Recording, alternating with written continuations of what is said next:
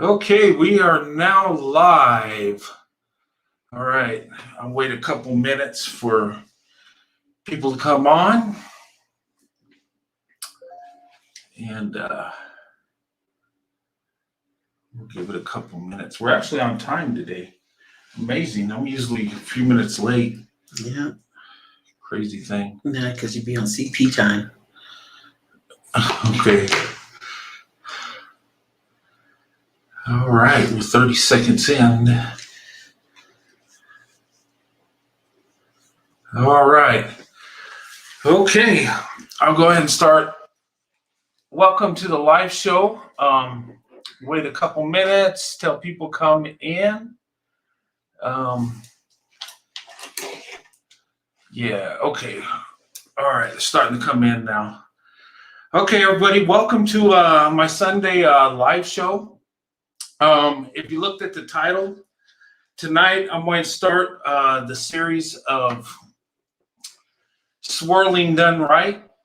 That's going to be the topic tonight. And next week, I'm going to, once a week, I'm going to do a show on that. And I'm going to highlight couples that have married interracially and the ones that have been successful and done things right. And, a lot of times we get people that, attack the swirling. Okay. And when we talk about swirling, there's, it's interracial dating, getting with other people of different races. In order to be in an interracial marriage, you got to swirl. Okay. And the term is kind of used sometimes, off and on to where it means many different things. But basically, it's interracial dating. And a lot of people out there, a lot of videos you've seen where people put it down. Hey, how you doing? But I'm going to highlight it, and I'm going to put the positive behind the swirling. They say swirling gone wrong, or why not the swirl? I'm going to say when you do it right, how much of a blessing it can be. And tonight, I'm here with my awesome wife, Sandy. And, I wanted to bring her on. And the first show in my series, I want to highlight Swirling Gone Right with me and my wife. We've been married over 27 years. And, we are of different races, but we've been successful in our marriage. And, like any other people, we've had to fight to make our marriage work. Hey, Carol, how you doing? I'm going to highlight the positive part about it.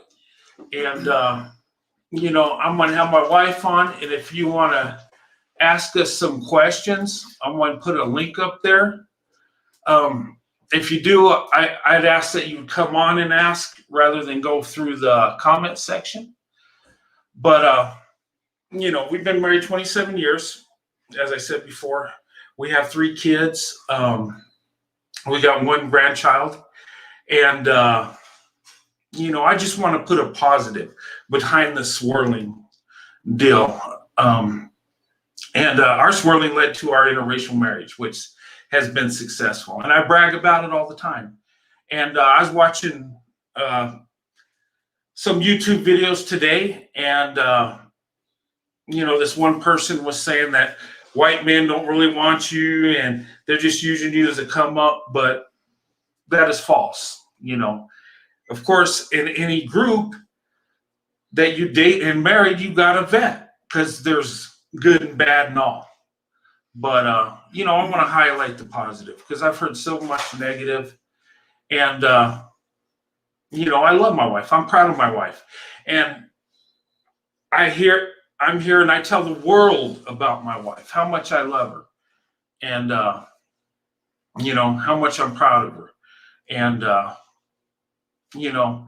lot of us white guys are, you don't see that all the time, but, all you hear is people going on the negative. But anyway, if you want to come on, I'm putting the link up here. And it's here in the comments section. But anyway, I'll let my wife talk a little bit. You know, I'm kind of putting her on the spot. But yeah, we've been married 27 years. And, you know, I'll let her give her aspect, a little history of how we met and, you know, a little bit about our marriage. Okay, hello everyone. How you guys doing? Hope you guys are having a good Sunday. Like my husband was talking about as far as, meeting and, pretty much getting together and, as works, and we've been married for, for so long, it just comes with, understanding each other and being there for each other and, getting to know each other, even though, we've been together for so long. So we're still learning, we're still going through a lot of things. So, I mean, it's, we have our marriage is up and down like everybody else, but, we work through it, we get through it and get away from the, negativity, which we always know that there's always out there, but we have no way to go ahead and handle it. So it's, as we go ahead and go through this marriage, we love each other. We, like he says, we got 3 beautiful kids and our granddaughter and everybody in our family. So it's, for us, we've been blessed, it's been a great journey and still more to come. And so, we just want to go ahead and know that relationships do work when you go ahead and you put your time and effort to it. So it's just a work in progress, just like anything else when you go ahead and give your heart and soul into it. So that's the way it is. And that's pretty much how the way it's going to work, so. Yeah. And, with every marriage, you gotta fight for your marriage. Me and my wife, we love each other and, we put each other first, and that's why our marriage works. And, you gotta just be able to not give up on your marriage. And yeah, there's ups and downs. And yes, you're going to irritate each other and, yeah. And yeah, I mean, yeah, I do irritate my wife at times, The same vice versa. So it all works out. Yeah. Yeah, and it works out. But we've been you figure over 27 years of marriage. Yeah. We've been faced with those ups and downs, and we've had those naysayers say it ain't going to work. And you've heard all the stereotypes. Mm-hmm. They'll say to me, the cultural thing is different. It ain't going to work. Society ain't going to accept it. And, I don't live my life by society. If I did, gosh, who knows where I'd be. But Hi, Carol. Great. Hi, Carol. Nice to see you too. Hey, Carol. Hey, Corey. How's it going? And I just wanted to make this video, and I'm going to make some other ones. I'm going to cover other couples and interracial marriages that work. And I want to show the ones that work, because we got people out here that attack us that interracially date and marry. And, they always say the swirling gone wrong. And it just, I can pick anything from any group, and I can find abuse, I can find adultery, I can find murder. I mean, you can find that in any group. And a lot of times what they do is they highlight the worst scenario and try to make it like, hey, it's too dangerous, you shouldn't do that. But do they ever highlight the ones that work? And what about interracial marriages? What combination is the most successful? Nobody covers that, but it wouldn't fit the narrative, But I'm for interracial marriages across the board. Whoever wants to be with each other can and should be allowed to, without, being shamed or any of that. They should have the same respect as 2 white people that get married, 2 black people, 2 Asian people. You know, marriage should be respected across the board. And, a lot of times, people that believe in same race marriage, attack people that are interracially dating and married. But, I mean, it is what it is, and it's a sad thing. But I want to put up a positive because I've seen so much attacks, and everybody knows about the pink pill and what's gone on, with her situation and how people gloated about her. Yeah. And that's not cool. That's sad. Right. But anyway, Natasha, thank you. I appreciate it. Hey, any of you guys want to come on and talk to us? You can. It's open. If you want to ask me a question or my wife, if you want to get a black woman's perspective, being married to a white guy for almost 30 years, that's a job in itself. And that's a long story. I don't know if we have that long, but it's okay. and the thing it is, she's strong to put up with me anyway. That's true. I'm crazy anyway. I love my husband. I love my husband.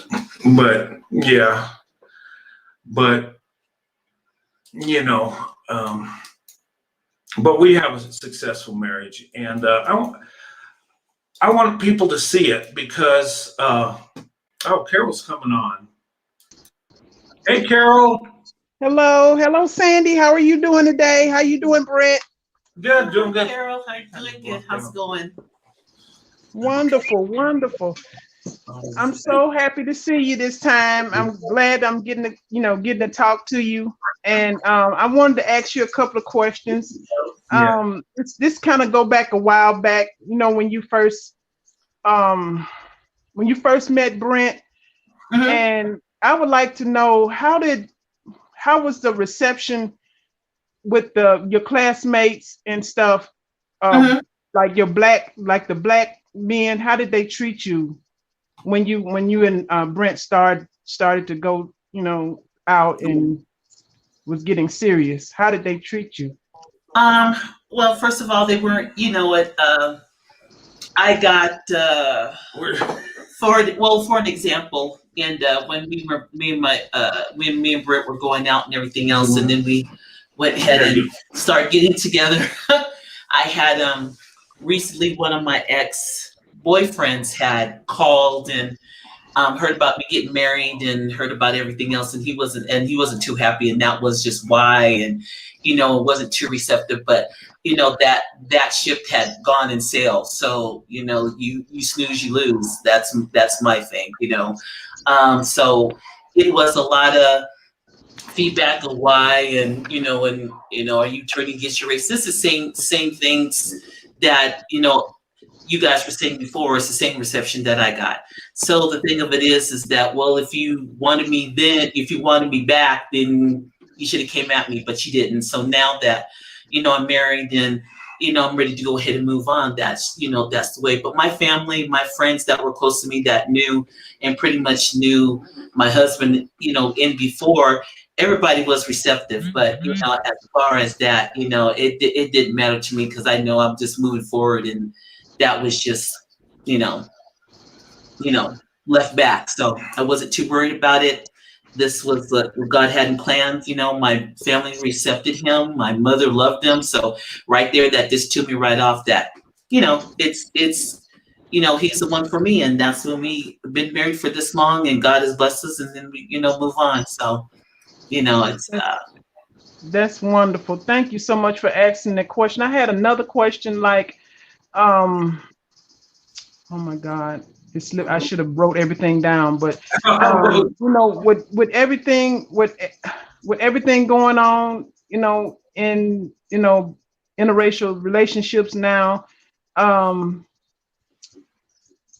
I mean the situation with me with being with I don't know if you had really been in a relationship with the black man, like really serious.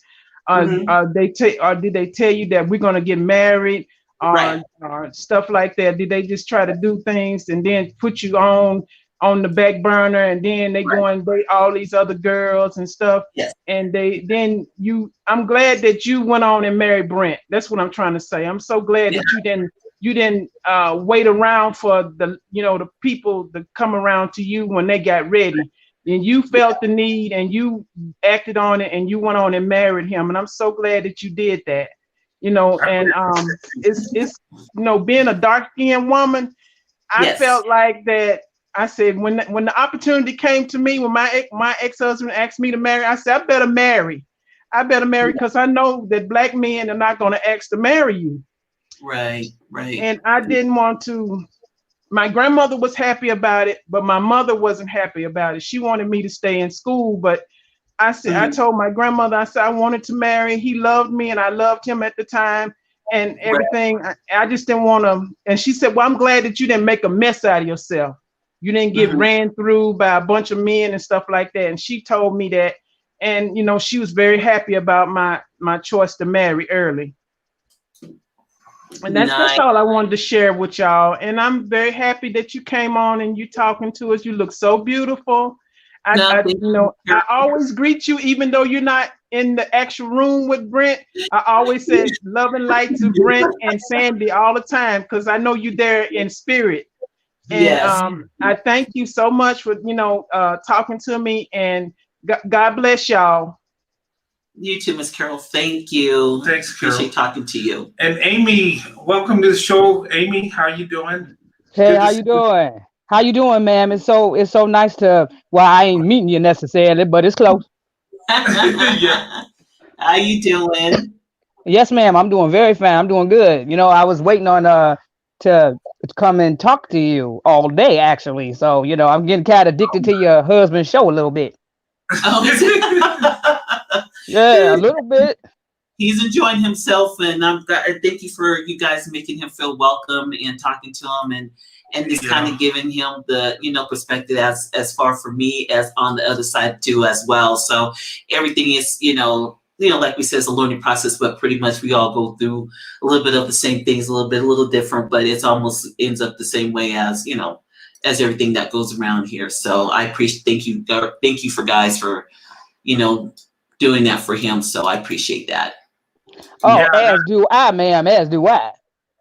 I'm addicted to this. Oh my God! Well, the show's lasted almost 6 hours.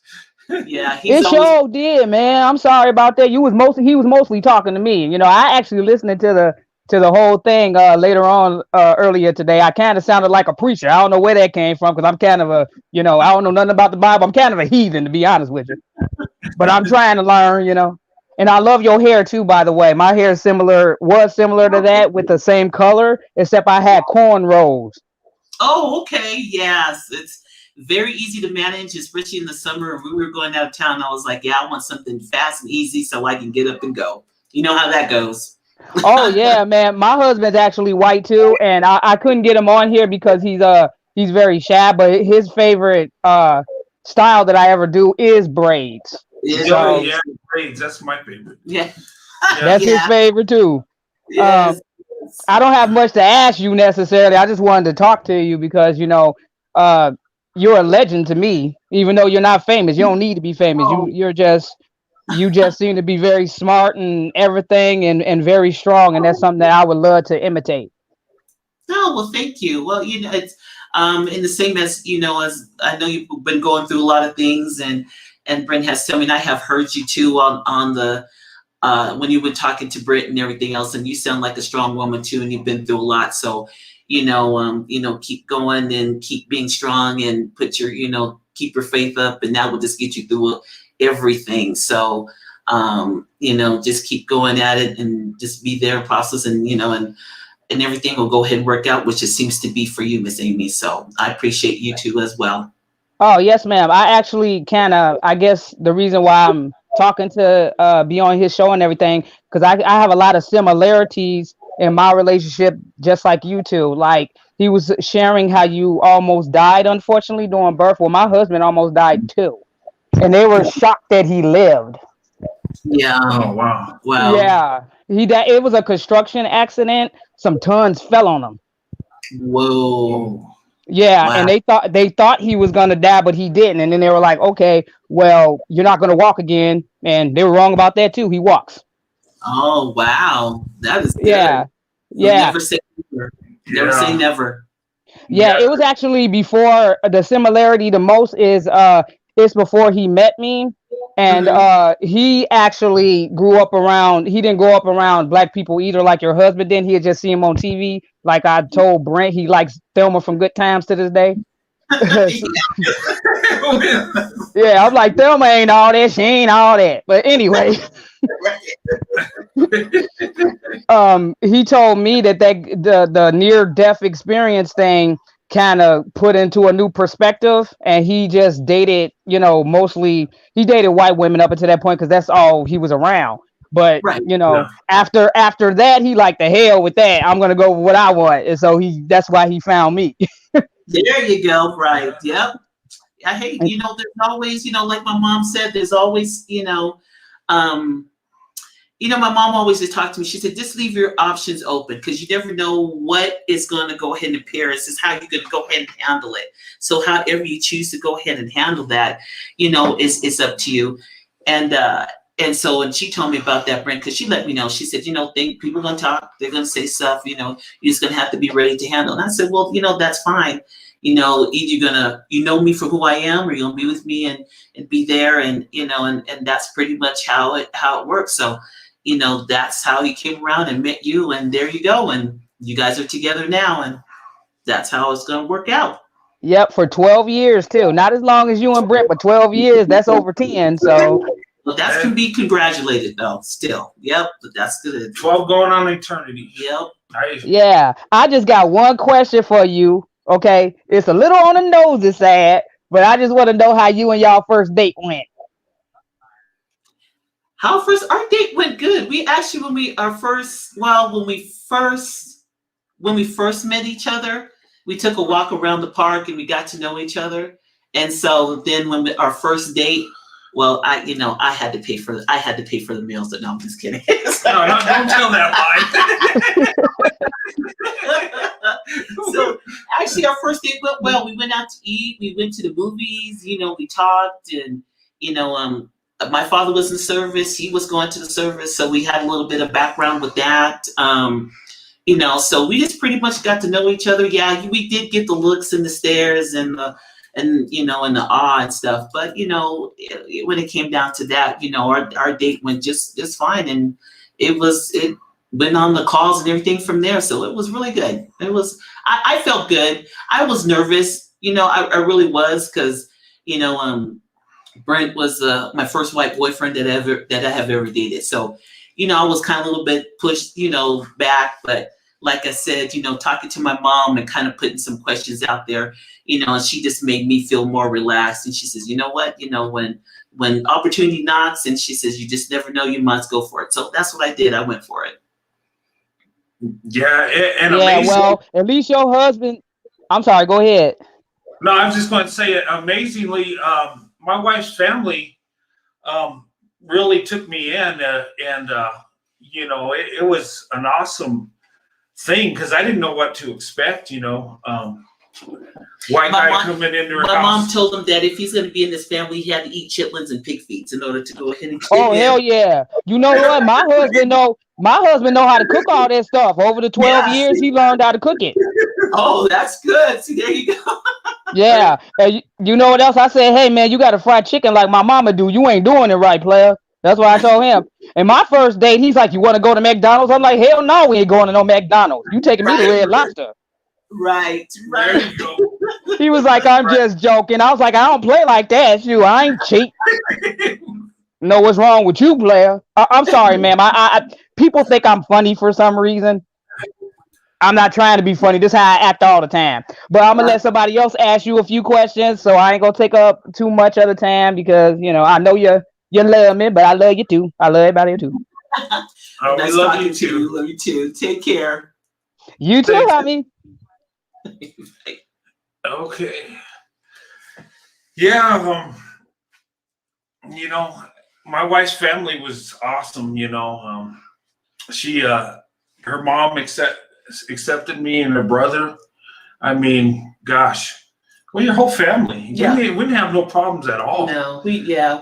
We pretty much, And my family's, awesome too. So it worked out. It was awesome. Yeah. And and our friends too, that, like I said, are pretty much our friends that we both knew, but we didn't know that until like later on that he knew some of my friends, and I guess when I go out with my friends, we were hit and miss. So he would be with his friends, and then we go out. So we knew the same people, but it was hit and miss. So yeah, so when we got together, it was a shock that the people that we knew, we all knew each other. So that was a big but yeah. Hey Corey, welcome to the show. How you doing, folks? Hi, We're doing good.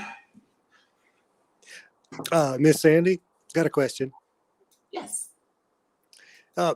So what was the one cute thing that Brent did that you liked? What Brent did every time on our date, he used to bring me stuffed animals.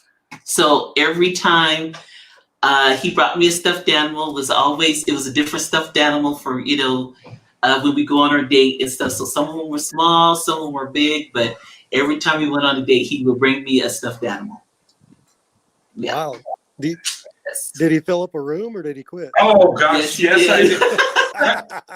He filled up my mother's couch. She has a sectional couch, and so all the stuffed animals will go in the corner because I didn't have enough room on my bed, so they went out to the living room. My mom was like, "Okay, tell Brent I love him, but okay, we need to stop with the stuffed animals." Yeah, I filled up her couch because every time I got paid, I bought her one or two or three, and I bought the real nice ones, like the Pink Panther and Yogi Bear and all the, they had back in, when Toys R Us was around, they had a bunch of different stuffed animals, and I get paid, I go buy her a couple of them, and that was. So that was different so it was different. So I appreciate that, him having a good imagination. So that was sweet. Yeah, I appreciate that. My kids did too after a while, because we carried them as we traveled, so all the kids got to pick their favorite stuffed animals. So yeah, it worked out pretty good. Yeah, I bought her more than stuffed animals, but that was just that was a little thing I did for her. Yes. Okay, so Miss Sandy, what was your favorite date that you went on together, and what was your most embarrassing one? Oh wow, that's a good question. I don't think the favorite date that we went on is we went to the tram. Oh yeah, we went in the mountains. Where we live, we got a tramway. Yeah, tramway that we went on, that we went to go. We did that, and then wow, what's the most? I don't know. What the embarrassing date was. I think you told me. I think you told me every date, but. I don't know. That's a good question. I can't think of it. I can't really think of an embarrassing date. Nope, hang on. That we went on. So, but that's a good question. I'm gonna have to think about that. But yeah, I don't think. Yeah, that's pretty much. Yeah, I have to think about that. That's a good question, Corey. You got me stumped on there. But yeah, it was a really embarrassing thing that I can really think of, to tell you the truth. So. I just thought we'd find. Okay, I'll get off here. Let somebody else have a chance. All right, nice talking to you, Corey. All right, thanks, Corey. Good to see you. All right, yeah, that was an awesome day when we went up there. Yes. Up in the mountains. Oh man, you know what? We need to go there. Maybe this weekend coming up. I don't know. You want to go? That's an idea. Thanks, Corey. You gave us a good idea for. Yeah, because I got a 3-day weekend coming up, so I think I'm gonna take my wife somewhere special this weekend. So maybe we'll go up there, go up in the mountains. Yeah, while it's still warm. Yeah, while it's still warm. Winter. Yeah, they redid it, so it's really nice. So we got some nice places to go here every now and then that we haven't tried out yet. So. Here comes Amy. Hey, Amy. Hey, hi. I got another question for you. Yeah, I got a little YouTube ready for you. You know what I'm saying? Yeah. I wanted to ask you, Brent once mentioned, excuse me, I'm sorry. Brent once mentioned that you guys had some problems with some people that didn't like y'all relationship, just coming up to you, people you didn't know. How did you guys handle that? Oh, They just talking about Missouri. Remember Oh, that lady that treated us like garbage? There were like three incidents, right, and couple of them, our toddler kids was with us, right. and Sandy was about to choke slam them, Yeah. and I was in such shock. I was like, "Am I watching? Did they really say that to us?" You know, the thing of it is that I was always on my guard, and I knew people were going to come at us, so I was always on my guard because I know I had to go ahead and protect my family, as we all know.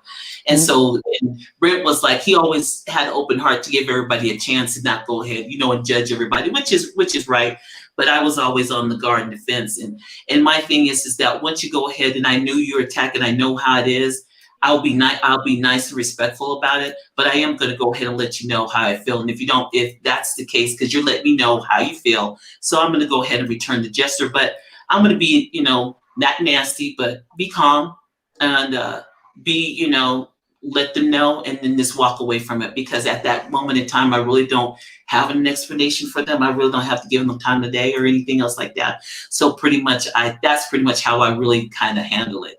And especially with people like that, and it was yeah, it got tiring after a while, and I didn't want to get mad, I didn't want to get upset, because I had my kids with me. So in order for me to go ahead and just downplay that, I did go ahead and let them know, but I let them know how I felt respectfully, and just go ahead and moved on from there. Yeah, because in that situation, and like she was saying, I never really seen racism, right? Because of where we live, it's not really there. I mean, the worst you're going to get is a dirty look. So when I actually was faced with it, right there for a couple minutes, I was in shock. Like, you can feel it. You can't believe somebody says something like that don't know you can feel it. I did. I mean, when you walk the place, you notice, so you kind of the microaggression. There you go. Yeah. So you notice, but then you just pretty much try to. And then it escalated to just being rude, just almost telling you off and saying hateful things. But I mean, that was it was weird, because it was like around the same time. There's like 3 incidents, and then after that, we didn't really experience nothing like that ever again. It was just weird. And, I got upset and angry and flipped out, but I was in shock in the beginning, like, what am I, like I'm watching a movie. It's like weird. Yeah, the reason why I asked is because it made me think about, I had to do, microaggression a lot, too. I have to face that a lot. And I mostly do it with, I either do it with jokes or I do it with, because they're not knowledgeable. I can kind of tell that. So I kind of give them knowledge about it, and they kind of stop them dead in their tracks, more like speechless. Exactly. And so that's how I always handle it. I just wanted to, ask you that because, as a wiser, older, I'm not saying you're old, but as a wiser, older person, get some more tips from you. And a lot of time, me and my husband Greg, we're kind of an odd couple, and a lot of times nobody even knows that that's my husband, because we went to buy some fish for our son Benjamin because he wanted some fish, and we're standing there waiting in Walmart. The guy comes up and says, "Okay, which one of you were first?" Oh yeah, that happens. You know what's funny is we went out to eat. That's right. Me, my wife, and my youngest daughter, right? And she's 19, and we went to eat. And this lady says, "Is this going to be one ticket or separate checks?" And I says, "Oh no, it's all together." We get the separate check thing too. This is my son Nehemiah. Oh, hey, Nehemiah, say hi. Nehemiah. Hello. He's like, not today. Crying, boo. I'm sorry, he woke up from a nap, so he got an attitude. That's okay. You know how that You want to look at yourself, Neo? Look. Say hi to the lady. Say hi. Say hello. He's like, oh. He got an attitude. I'm sorry. He cute, but he got an attitude like his dad. He got that Bauer attitude. That's what I always say. And my husband cannot dance at all. can't dance at all. And my son Nehemiah is a pretty good dancer for a 4-year-old, and I'm like, he get that from me, not from you. And he said, well, I took my ability and I gave it to him. I'm like, nah, bro, you ain't got no ability. Just sit down and let me get on the dance floor. You I don't need to see that. Okay, I'm gonna give somebody else a chance. I just wanted to ask that question. But thank you. Bye bye.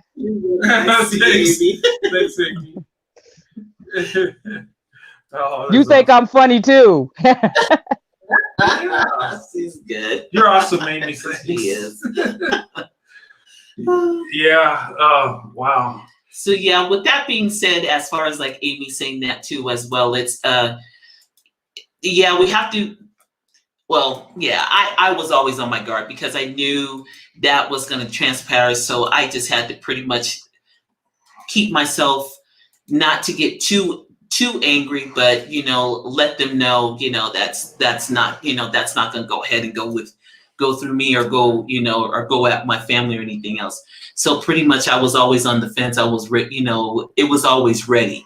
So if anybody had to say anything or was ready to say anything, I was also ready to go ahead and, say something and let them know that, pretty much that you're not in this family. So whatever that you think, it really doesn't matter. But, you go ahead and say what you want, but it's not going to make a difference. So, yeah. Yeah. And what was crazy about that instance where we ran into that, here comes Becca. Hey, Becca. How you doing, Becca? Welcome. Hi. Hi. How you doing? I'm fine. How are you, Miss Sandy? I'm doing good, thank you. It's nice to meet you. Hold on for 1 second. Okay. Sorry, I was hearing the reverb and it was getting on my nerves. Sorry. Hi, Miss Sandy. I'm Rebecca. So nice to meet you. Me too. I apologize for being one of the women that kept your husband up. That's okay. As long as I know where he is, he's good. No, it's okay. So it was my fault too because I was enjoying it so much. I just lost track of time, and I'm like 5 hours. Well, we can go a few more minutes. No. Right, there you go. It's always good conversation. So that that was always good. But that's no problem. I just tease him when I see him in the morning. I'd be like, it's time for you to get to bed, and I'm going to give you a curfew now. So this is going to be a cutoff time. But no, I'm just kidding. No, it's all good. I'm sorry. We dragged him into like Nicki Minaj rumors. I should have been there for that conversation. But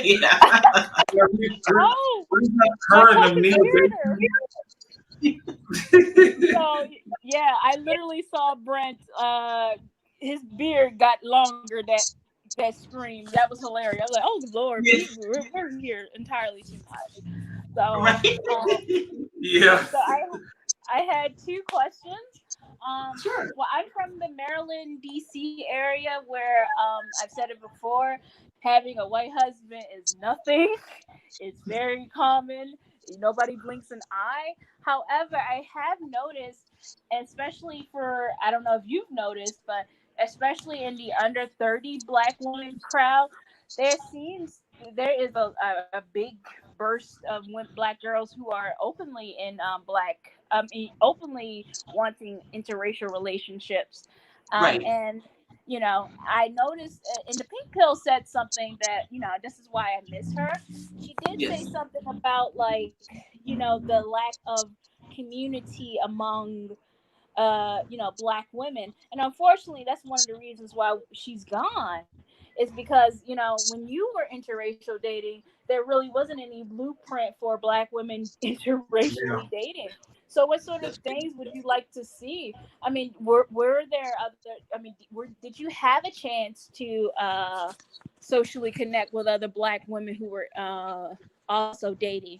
I've seen that happen with a lot of Black women who've had Asian husbands because they've had to. They're like, hey, we're the only Black people who have Asian husbands, so let's connect.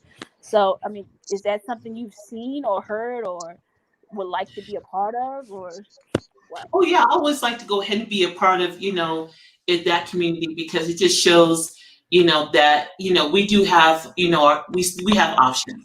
And then so it's just not like the same thing that we always hear before, as far as us as Black women that have to, be there and, stand by, and be that last choice, or, whatever, to go ahead and be that last choice to pick. But when we were dating, and as far as we got married in the 90s, there wasn't that many interracial. It was on the other side, but as far as Black us, and white. there was not. So we had friends that were on the other side of the group that were, the Black friends were dating, white or Hispanic, and we all got along. But with us here, you hardly ever see that.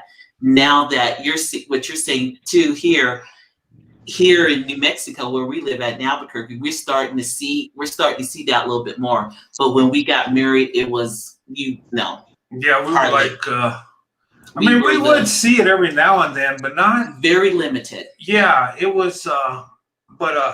Yeah, when I was in the Army, we had friends that the man was Black and the woman was white. That was common. Right. But in our situation, well, I did have a couple leaders that had Black wives that were white guys.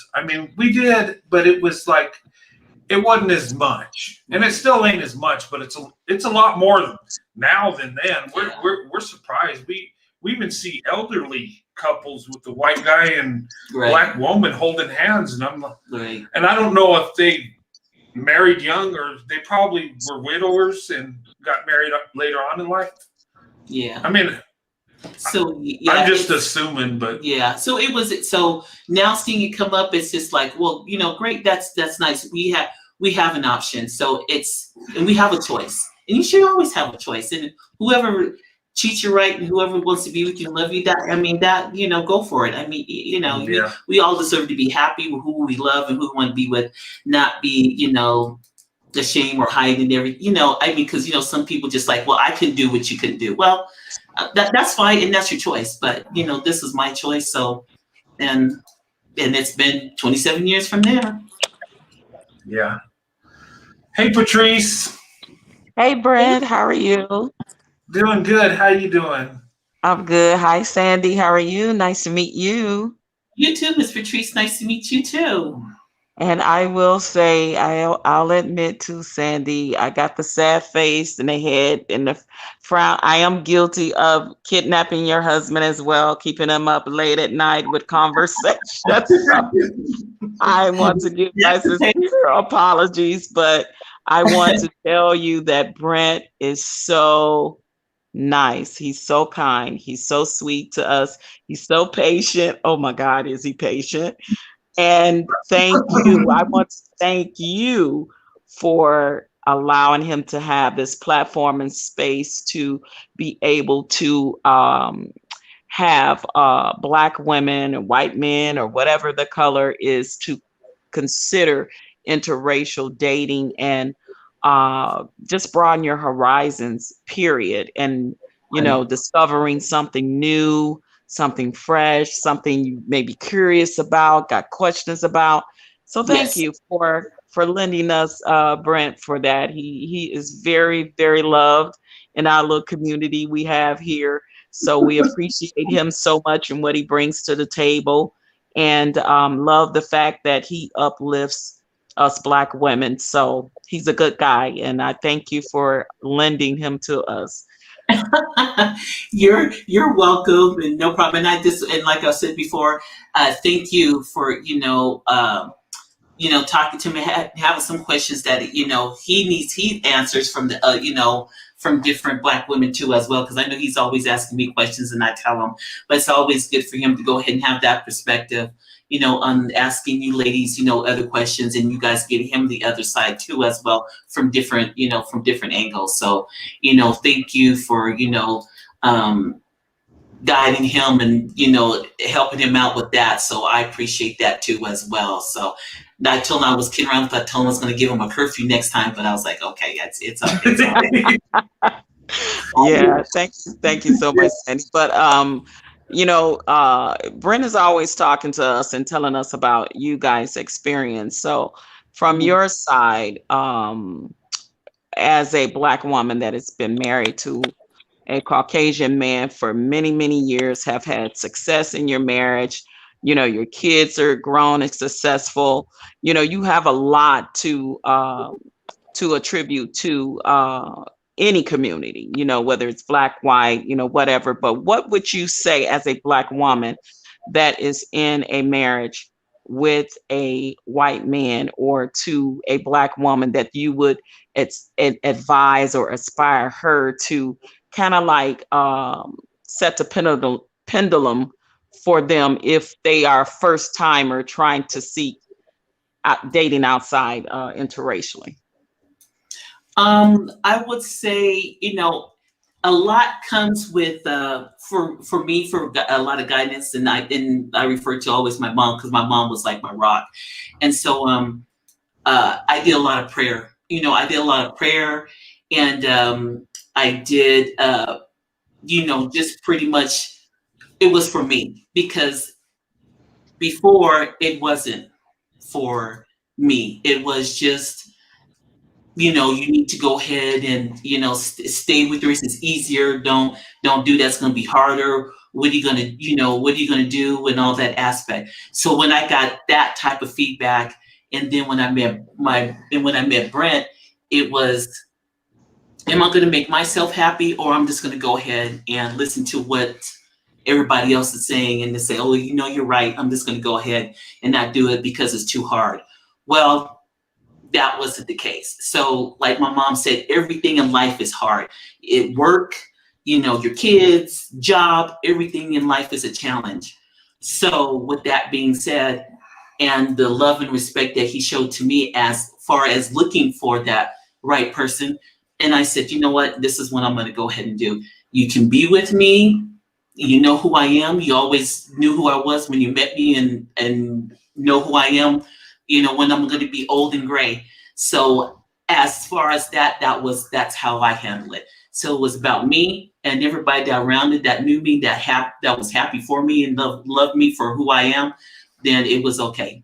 Everybody else that didn't like it, so it was fine. It was okay. No worries, and left it alone. And I just went ahead and just took care of me for now. This is my time to go ahead and be happy. So that's the way I looked at it. Yeah, and when we got married, we had people from both sides trying to pull us apart and warn us about what we're really getting into, and we don't want you to get hurt. It's going to be rough. And you know what? It was pretty much all about the negativity. Yeah. It wasn't really about positive, about, okay, you know what, you and Brent, are you going to put a positive image out there that people going to love each other regardless, Black and white, like you were saying, Ms. Patrice. So we always got the negative, and that was a negative to go ahead and pull you apart, not go ahead and unite you.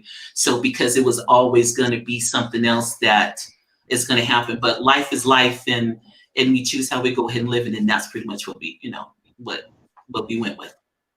Yeah, and there was rumors when we got married that nobody believed that I married Sandy because I love Sandy. They didn't see us getting married because we love each other and want to get married, and that's why we got married. Yeah, but there was rumors that she was pregnant. Mm-hmm. Oh yeah, and so that's I married her because she's pregnant, and and he had to do the good deed of marrying because I was pregnant. But, and she wasn't, and we knew she wasn't. Yeah. And my mom and dad, they knew I was in love with it. Well, the thing of it was, growing up, that girls I dated when I was a teenager and stuff were always Black, so they were used to it. And I think, if I brought a white girl home, I think they would have got the more "who's coming to dinner" type reaction than a Black woman. Right. Be like, Yeah. So pretty much that's the way I handle it, and that's what I would tell anybody, especially and my kids, my daughters, and my son. It's just, they see us, and that's the example that we want to go ahead and set. Yeah, we have our up and down. Everything works out just like in a couple. So you know, it's who that you love and who that you want to go ahead, because it, you know, in the future you're going to be, you know, it's you who you're going to be happy, or you're going to be, you know, not happy who you with. So yeah, so Right. that's And Sandy, another question. So when you and Brent first met, Mhm. were you surprised back during that time in the 90s? Were you surprised to find out that he had kind of exclusively liked Black women and had only dated Black women? Like, were you surprised by that in your experience with him? Yeah, because I never heard of any, you know, because where I'm at, you never really hear anything like Brent, because Brent is an exception to the rule.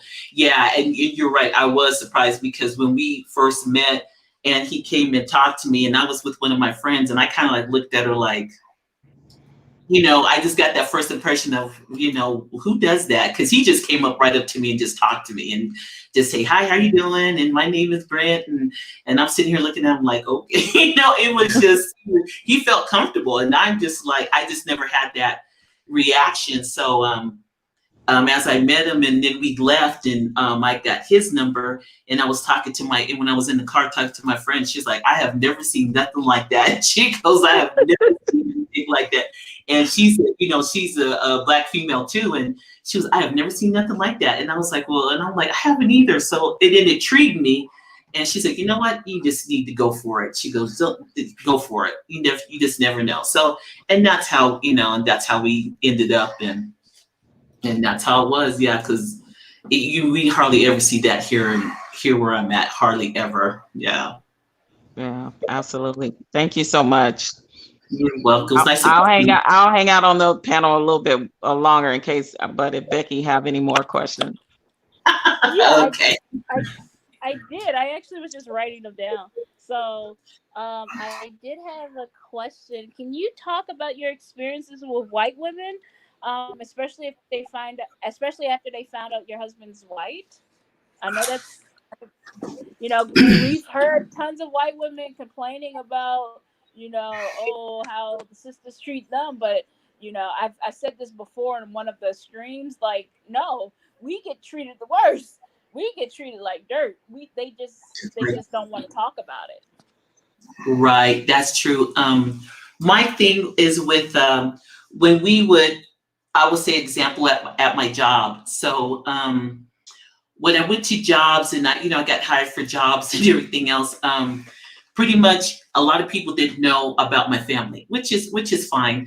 So when I went to go ahead and work at one of my jobs here, a lot of people just knew me. They knew me, and I just worked around. I really didn't hang around because we had just first got there. This is on, when we moved from bases, and so and when I got the job, everybody knew me. They haven't seen my kids. They haven't seen my husband. So one day, Brent walks in and he gets mad at me because he used to be like, why do you do that? And I was like, well, they don't ask. I'm not going to say, well, hi, my name is Sandra. And oh, by the way, my husband's white.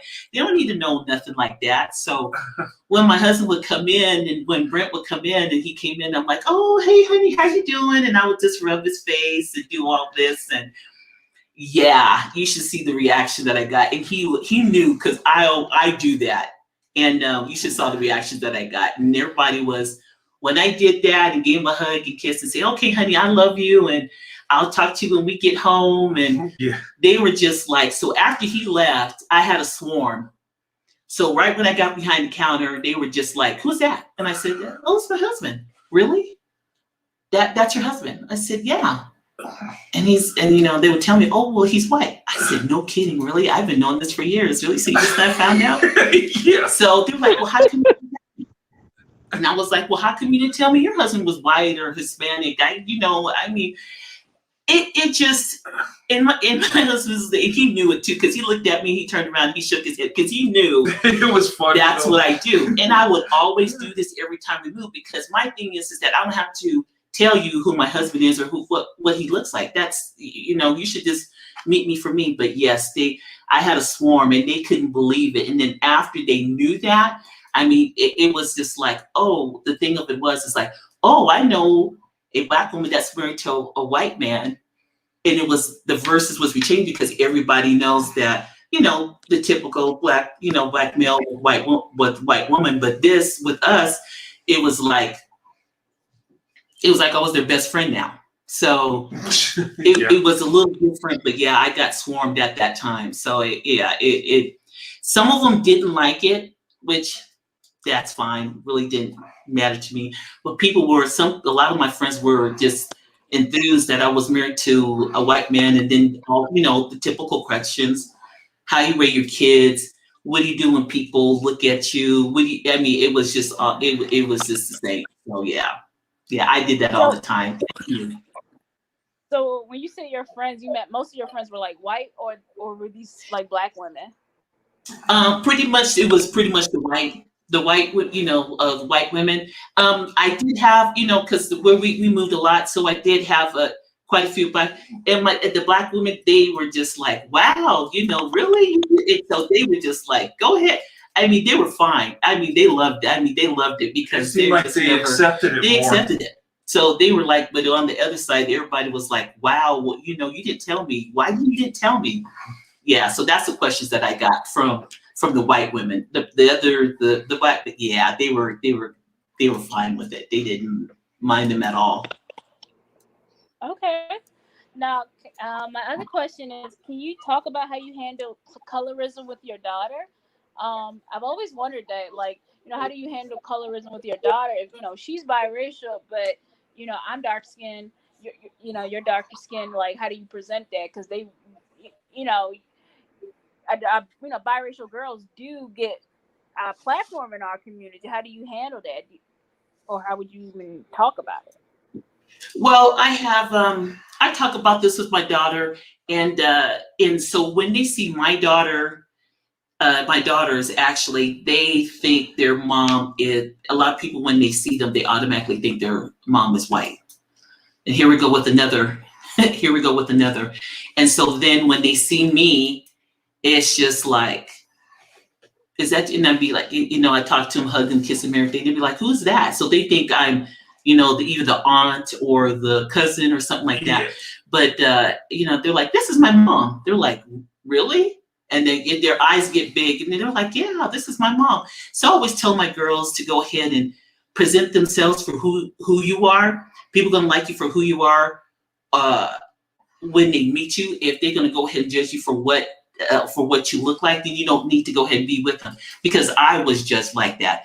I was a dark-skinned girl, so I was always judged for being dark-skinned, and always had that, you know, you're too dark, or, you know, and all my friends that I hanged around with that were black, we were all different shades. We all got along. We were there, you know, we were there together. So I always tell my girls, I said, you know what, if people are going to be your friends for they're going to know you for who you are. If they don't like it, then they just don't waste your time. So that's how I taught my girls. And, you know, and pretty much to this day, they have been, you know, strong women. People, you know, they have their friends and they come over, and, you know, and everything. So that's how I choose to go ahead and present myself, because I, you know, yeah, I know colors, you know, people are going to judge you for your color because they judge me because me being dark skinned, and I always had that through my life, you know, guys coming to me say, well, you know, I don't prefer dark women, light to white, and all this. I even heard all that too as well. So yeah, so that's pretty much, I raised my girls to go ahead and just be pretty much presentable, but then be yourself, and, you know, and just go out to that world and prosper. So that's pretty much how I raised my girls and my son. Yeah, I love that. Because it's hard. It's hard. Yeah, it's just hard enough trying to, you know, fit in. I mean, it's hard, you know, and for me too as well. I get it. I understood that. And so when I told myself when I had kids, this is, you know, you kind of get a little bit, you know, that you're going to kind of help out because you know what's going to be coming, because you kind of brace them a little bit. So yeah, I just was trying to, you know, be there and just give them the best knowledge I knew how. Thank you. Now, the reason why I brought that up is because it's going to lead up to my next question. It seems like, at least in my generation, like when you see the black men, white women couples, when they had their biracial daughters, they actually sort of raised them to promote colorism. So their biracial daughters sort of come to, the younger generations, like assuming the mantle, like, oh, I know I'm better than you. My mom's white. And that's such a different conversation. And Yeah. I was having a conversation with another friend, um, with my cousin. I have tons of family members who's married to a white guy, and they're like, well, you see, this is the difference between, kids who have a black biracial kids who have a black mom and biracial kids who have a white mom. And when my cousin kind of said that, I was like, is there a difference? Can you notice the difference? She said, oh, I can. And I'm like, let me put it before audience. Can you notice a difference? And I was like, well, Yeah, that's kind of Absolutely, you're really right because my grandkids' mother is white by my black son, so there is a difference, and I see the difference because I have conversations with my son, regarding, are you talking to your kids about, our side, the black side, and like, are you having these conversations to instill in them, their black culture and things of that nature? And he said, yeah, Mom, I'm having the conversations because I actually really don't think that his fiance is having them. So you're absolutely right, Becca. That was a great question.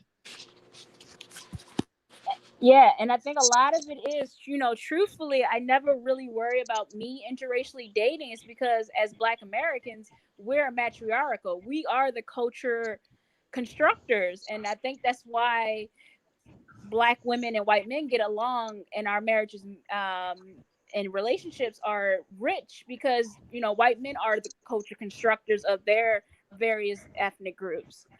So when you have the two culture constructors meet up, yes, we know how to be alpha, and therefore we know the cultural codes of our own ethnic groups. No one can teach somebody how to speak the language of a white man in business settings than another white man.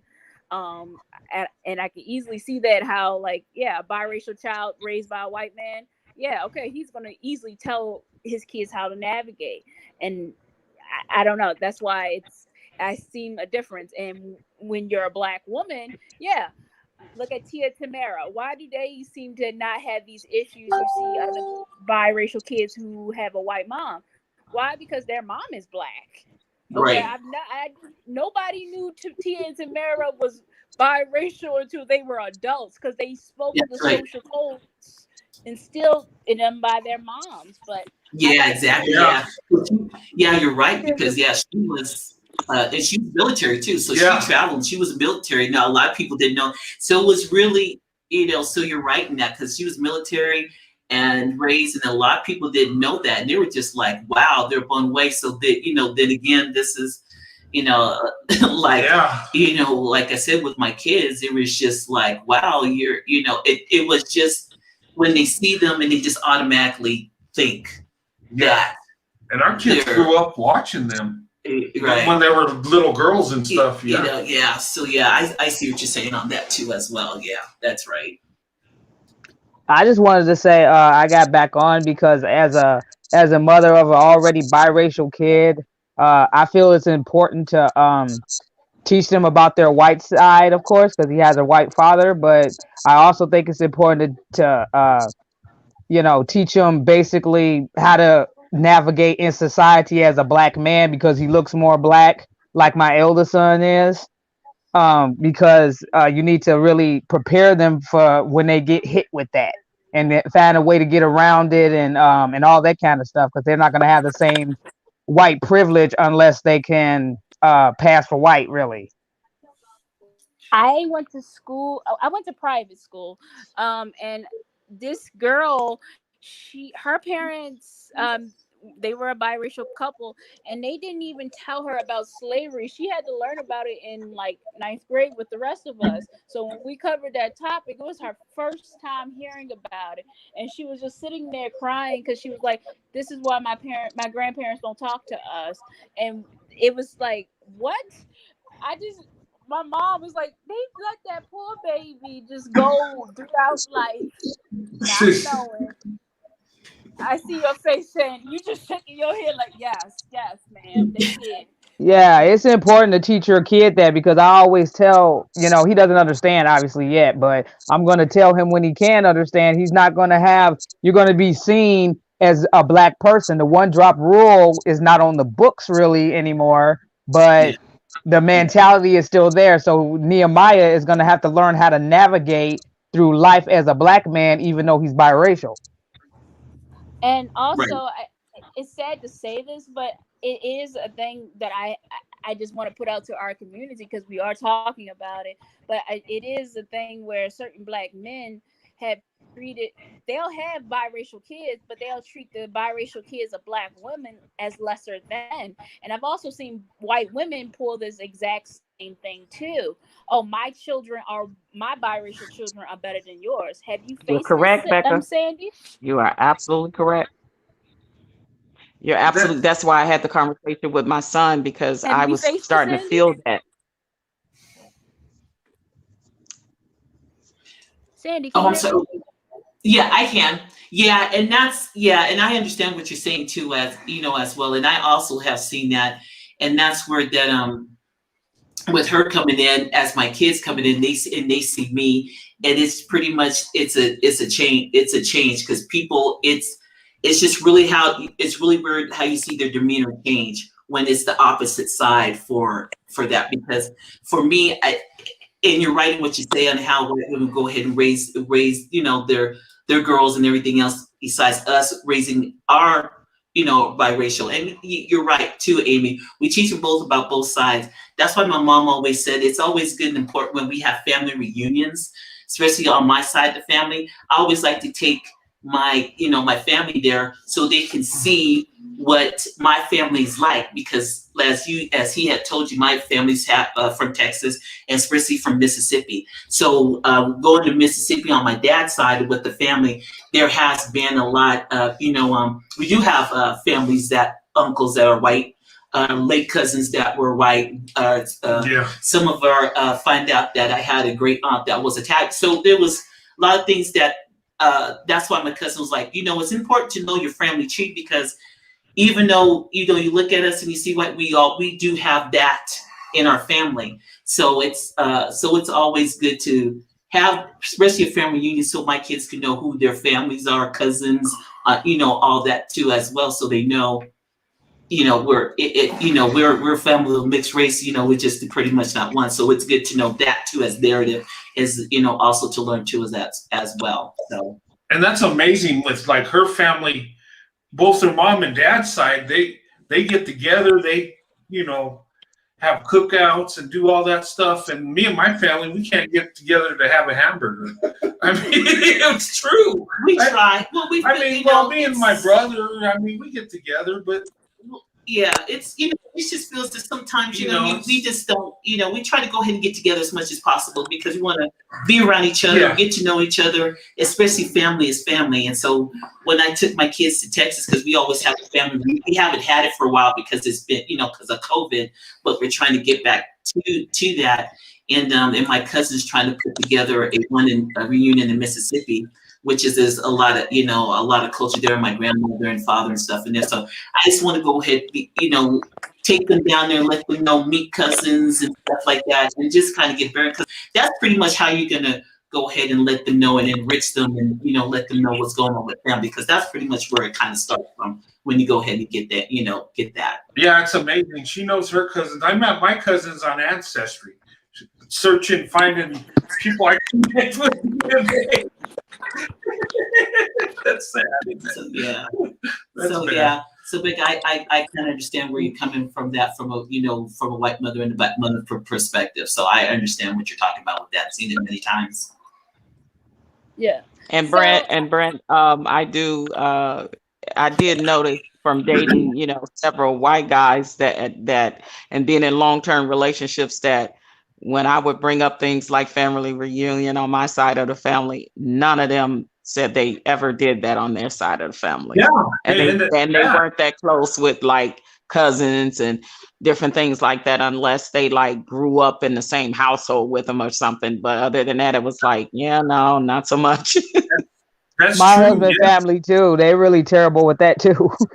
Yeah, me and my brother we get together, but he lives in Atlanta. He lives so far away. It's like, and he tries to talk me into moving out there with him, but it's too humid and there's too many people. I like it out here in the desert. Call me crazy, but I mean, we try to get together. We get together, but it's just me, my brother, and the immediate family.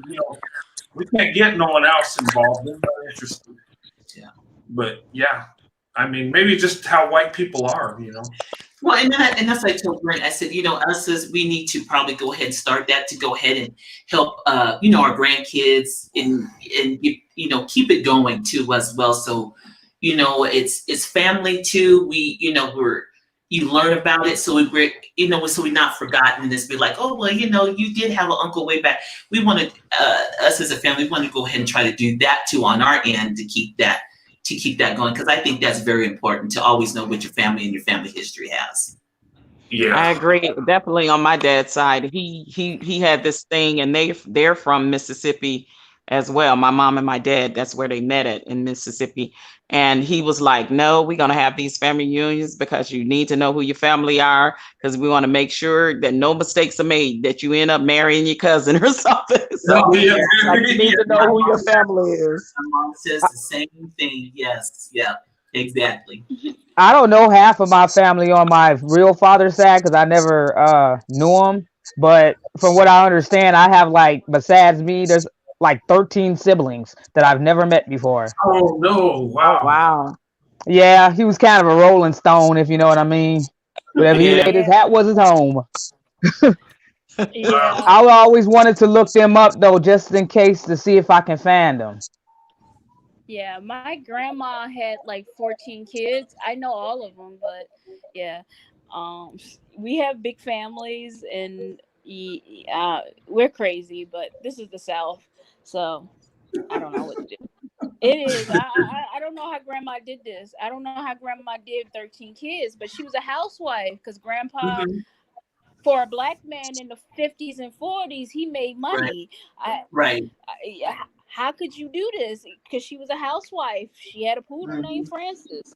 So we just, I don't know. She just, that's what she always told me, like, hey, you listen to my advice on how to have a husband, not your mama's. But My great grandmother had 14 kids. oh God. Yeah.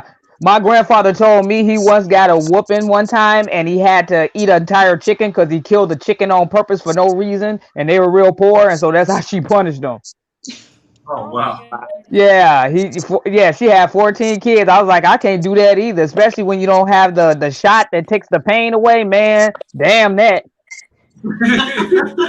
Yeah, back then, definitely in the South, there were a lot of big families, 8, 9, 10, 11 Right. kids on my dad's side. I think it was about 8 or 9 of them. On my mom's side, it was about 10 or 11 of them. So Yeah. yeah, huge families. And it's amazing because even though back then they didn't have a way less, but somehow they had this family structure and the values and the morals and things Right. that they were raised off of, Right.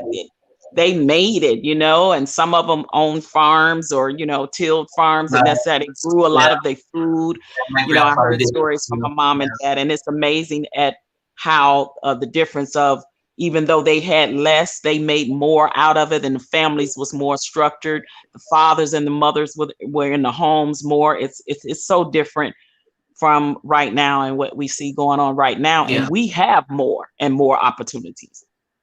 Well, that's actually that could be a bad thing having more, because when you have everything you want at your fingertips, it's easy for you to overindulge because you get such a high from it. Like, when Corey was saying how, sex is kind of recreational now, it's because you have so much at your fingertips that you overindulge and you overdo things rather than doing it responsibly and sensibly. Yeah. Yeah, and I know it's generational differences too, but yeah, I look back at, listen, because I've listened to stories my mom and dad has told growing up in the South, coming out of, segregation, Jim Crow, that whole era. Yeah. And you know, coming out of that, and just how they willed it and Right. just stayed, you know, strong. And the family was so, you know, structured and and built on a solid foundation. And they realized that, yeah, to survive, they still had to, you know, farm. They still had to pick cotton. I remember my mom and dad told me they picked cotton when they were little, like, and they were both born in the 40s. So I was like, wow, just sitting listening to the amazing stories of the resilience that a lot of those Black families had and came out of. But I remember going down south as a child, you know, like every summer or something, and spending with my grandmom. And that's where my dad taught me to cook, sew, how to clean properly. It's the different things that I learned structurally that I don't see a lot going on, you know what I mean, right today, Sandy, you know what I'm saying, coming from Mississippi. It was some of the best cooks ever in the South. Yeah, exactly. And that's why I love my mom, because when she gets around the, you know, the kids and her grandkids, that's what she talks to them about. She you know, she has old pictures, and then when the kids see my mom, they'll be like, "Oh, mama, oh, grandma, boy, you were the little cutie." Because my mom was, you know, she loved to dress and go out, and she would tell them about the days and to go out and, like you say, you know, Patrice, you know, go out there. They had to go out and work, you know, pick cotton. They had to do this and stuff. So I love that about my mom, because she lets them know. They're like, wow, that, you know, so, you know, she's an era that, you know, that you don't hardly, you know, see kids here in textbooks, you know, or you see it. So when it comes from a family member that's been there and done that, has been around them, to them, that's just like, it's like reality, because she tells them the story. She lets them know what they went through and, you know, what was going on back then. And, you know, and she still tells me stories about that and stuff. And so it's like, yeah, so I like that, because they get grandmother's love. So hey, grandma. Oh my God, I'm still amazed by my mom's story. My dad's no longer living, but like my mom's story, like she told me stuff about her that I learned that I never knew about, and my dad and things like that. You know, back then in the South, and they were from Jackson, Mississippi, and my dad. Yeah, my dad joined the NAACP when Medgar Evers got killed, and and my mom told the story about how they actually migrated north to Chicago, is because when my dad joined the NAACP when Medgar Evers got killed, the Ku Klux Klan ran them out of town. So that's how my family ended up, because they were trying to kill my father. They literally had to put my father in the trunk of a car and drive in the middle of the night with my mom and one child at the time she had, and drive to Chicago. So that's how, you know, a lot of families migrated from things that, and it was just amazing to hear those stories. So yes, ma'am, that's true. Yeah, that's very true. Hits home. Yeah. Really hey, does. grandmother's love, welcome to the show. Hi. Hello, Mrs. Sandy and Mr. Brent. It's such a pleasure to see you both together once again, but this time getting a chance to chat with you. Yes, ma'am. So I just basically want to say right now, I thought I was going to have tons of questions. I just got off from work, but I just basically want to say I'm so glad to see you. We're all happy where we can engage with you, Sandy. We talk to Mr. Brent all the time. And yeah. already, as you already know. So just a pleasure to have him push, or I don't know, I want to say push, but maybe just to encourage us as Black women. Really do appreciate it. He brags about you all the time. Yeah, you're a living legend. Yeah. yes, indeed. Yeah, that means he wants something. No, I'm just kidding. Yeah. Well, Christmas is coming up, so I know I'm gonna have to. Yeah. You know what the lady said. Yeah, I hear you. Yeah. Yeah. He actually has me appreciating my husband more just listening to him. Like yesterday, I said, Greg, I appreciate you. I love you so much. He looked at me like, what the hell you want? I'm like, well, forget you then. Can I say something nice? Yeah. Appreciate it. Yeah. I'm just trying to reach out. Yeah, there you go.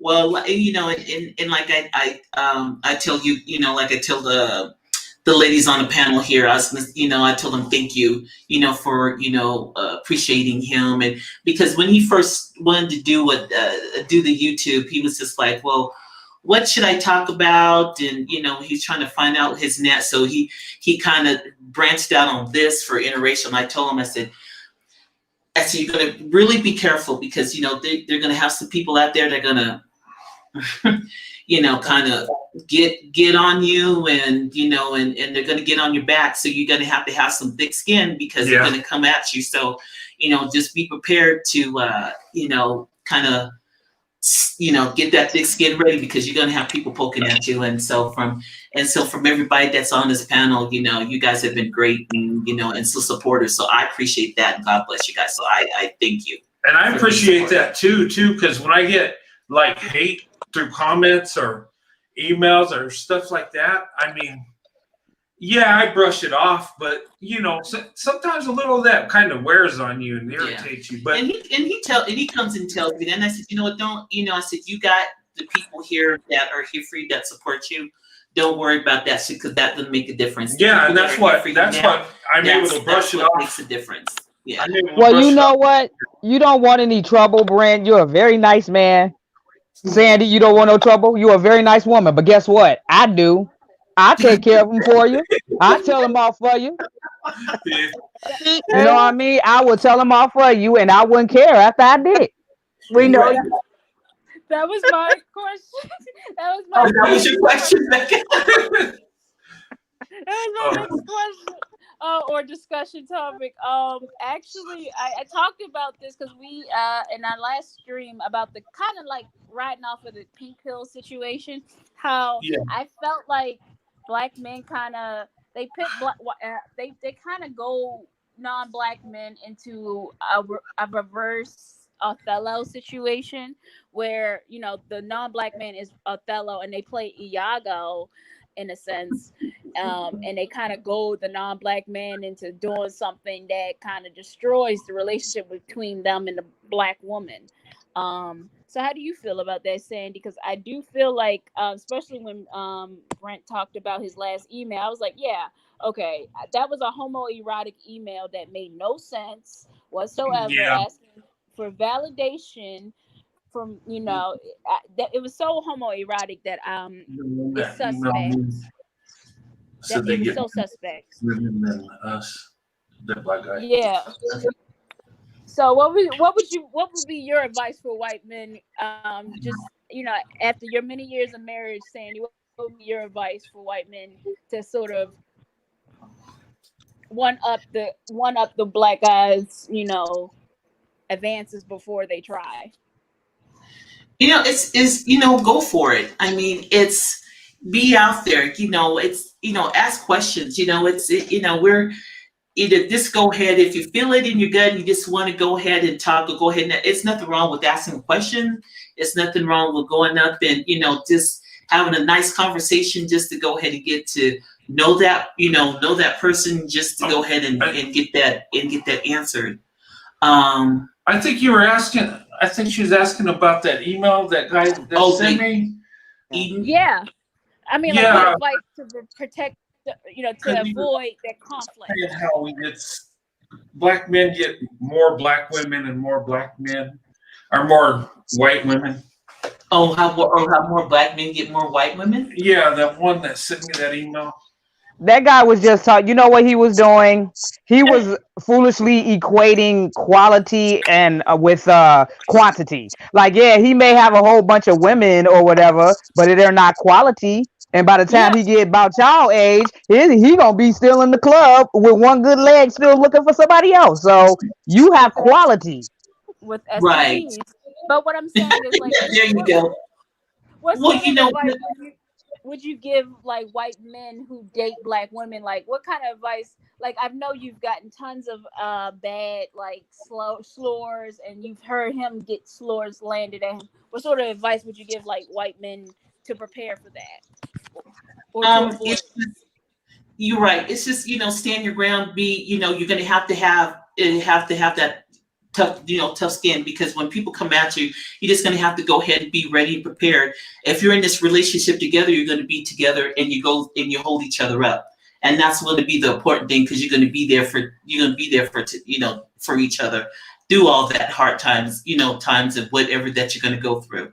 So it's always, to go ahead and help out, because we know, and then we know how it's going to go. So it's pretty much when we go ahead and for the white man, we just go ahead and be there for them and have them get through that, and know that we have their back. And that's not gonna, go either way, because we're gonna be there and have their back, just like we're gonna have each other back when you go through the relationship.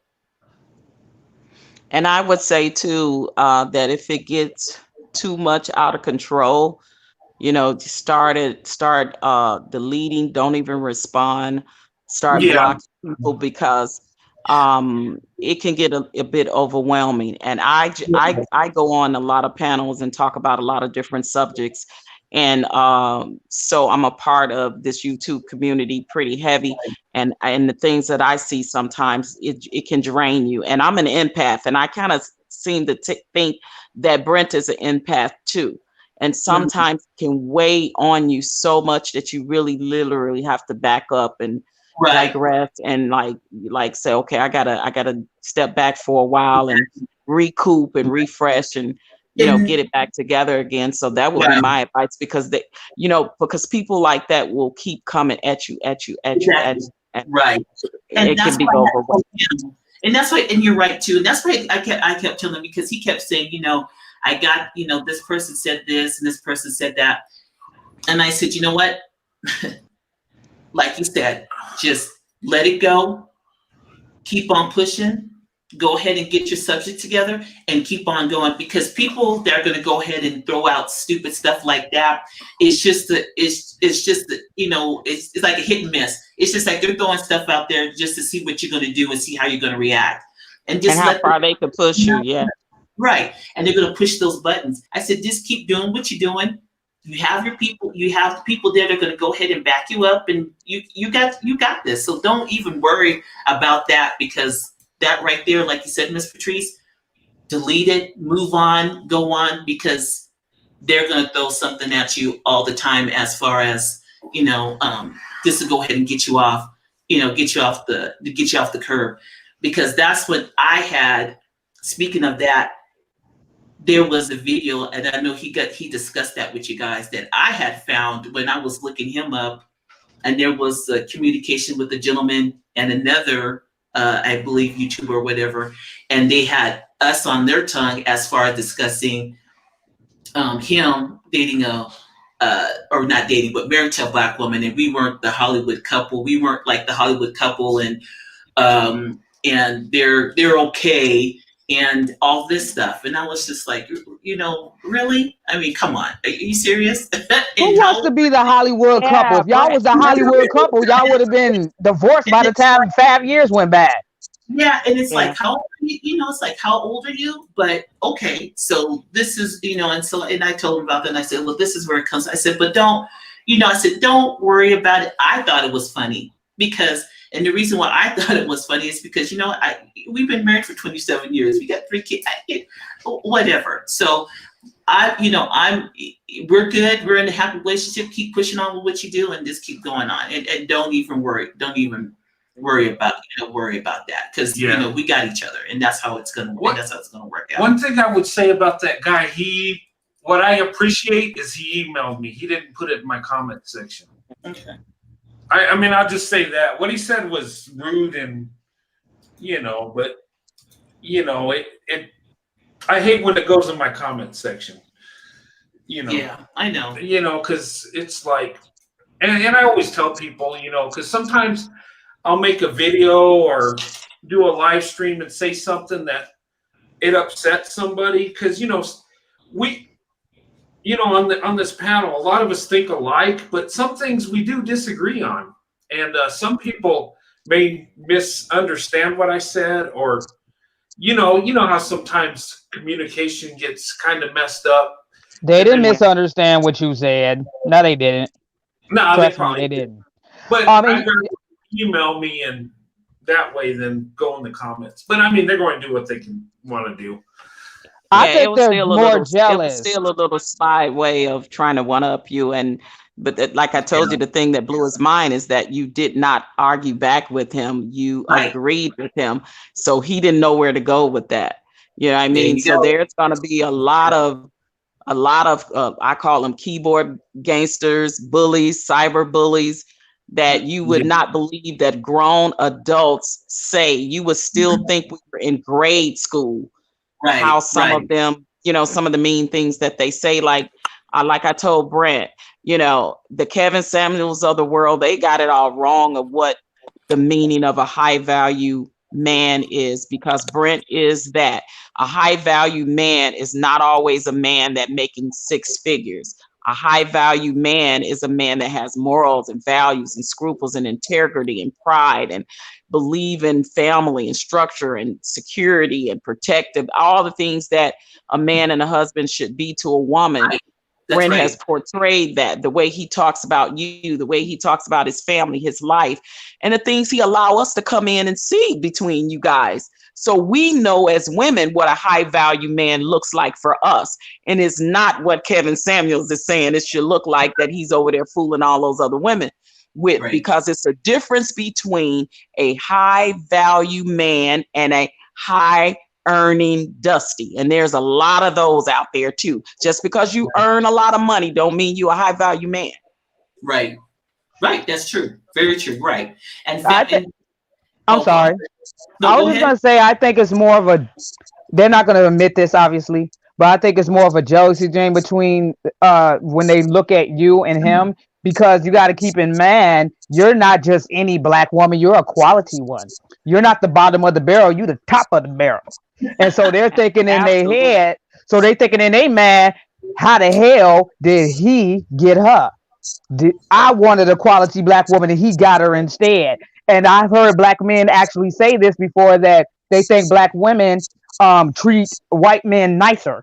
And I was like, no, it's more along the lines of see what you're doing wrong and self-reflect, and see what you're doing wrong to approach how you approach that black woman that you're trying to talk to and holler at. You be more gentleman, like you might get a different outcome.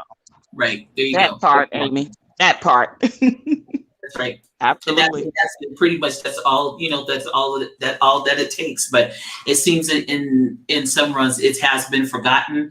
And so, and we're just supposed to stand around just to be down. And that's not how it's going to work, because us as black women, we carry a lot. We do a lot. And that's how I used to tell him. And when we have conversations, he would just ask me questions. I tell him, I said, you know, we carry a lot. We do a lot, and we sacrifice a lot, and we sacrifice until we, you know, we're giving, and then we don't get, there's nothing in return. But once you go ahead and you step out that boundary, it's, oh, well, you know what, like Miss Amy was saying, it's like they're coming towards you now. They want to talk to you. They want to be friend, you know, sending you your Facebook. But I mean, you know, and so it's like, it's too late. It's done. You had that, and moving on. So, but yeah, with Brent, when they come at it, I talk to him. I tell him, I said, just like you said, Miss Patrice, you go ahead. He didn't argue. He left it alone. He vented, and then he just left it alone, and that was it. And I said, don't even waste your time, because that's what they want. They want you to go ahead and say something. They want to do a stick at you, and you ladies that are on the panel there, you're talking. You know, you guys are talking to him. So here, you know, it's always going to get that. So I tell him, I said, you're going to get these digs, but you know, just keep pushing forward. Don't even worry about it, because. Yeah. Well, we are talking to you. Maybe you don't. Maybe he doesn't have more black women than you.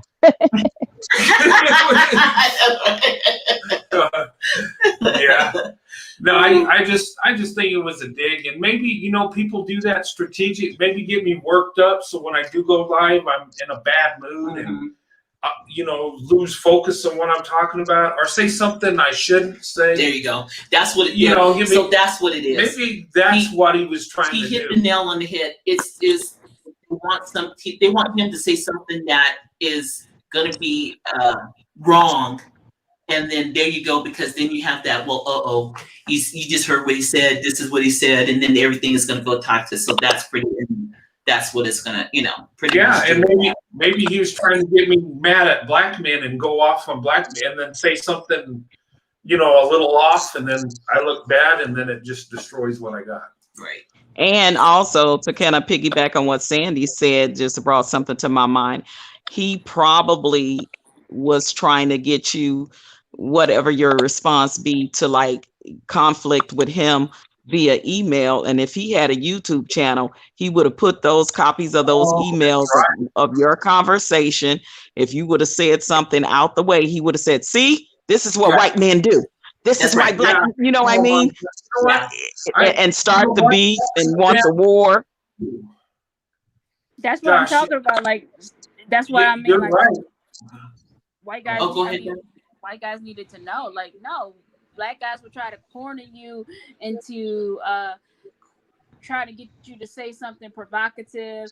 I still feel like it was a setup, that last conversation, to saying something provocative, and then he said this, he said this, he said this, and there's so many situations where people give people N-word passes, and so it's like, it's like, that's why I'm like, no, you people need to know, like, no, you can't play a fair game with black men, because they'll use that. They'll give you an N-word pass when they didn't know you were sleeping with black women.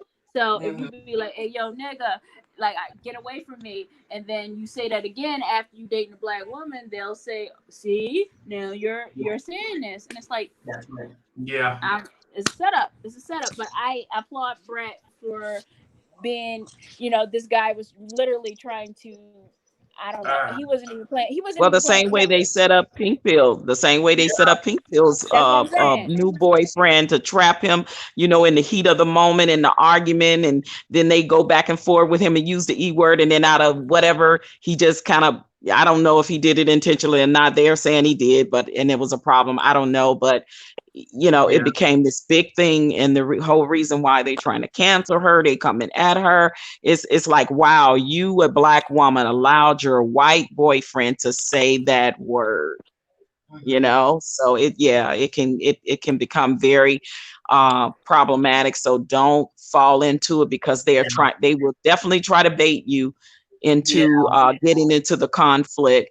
I know that they have just like they do on Instagram, some of people call themselves exposing people. They will put, copies and printouts or whatever, screenshots of texts that you may have text communication, email communication. They put it out, on the display for everybody to see, just so they can, and they will take one little, you probably had a whole conversation, and it would take one little paragraph or one little sentence of something you said, and would paste and would post it, and it would just get blown way out of proportion, and that's not even where you meant for it to go.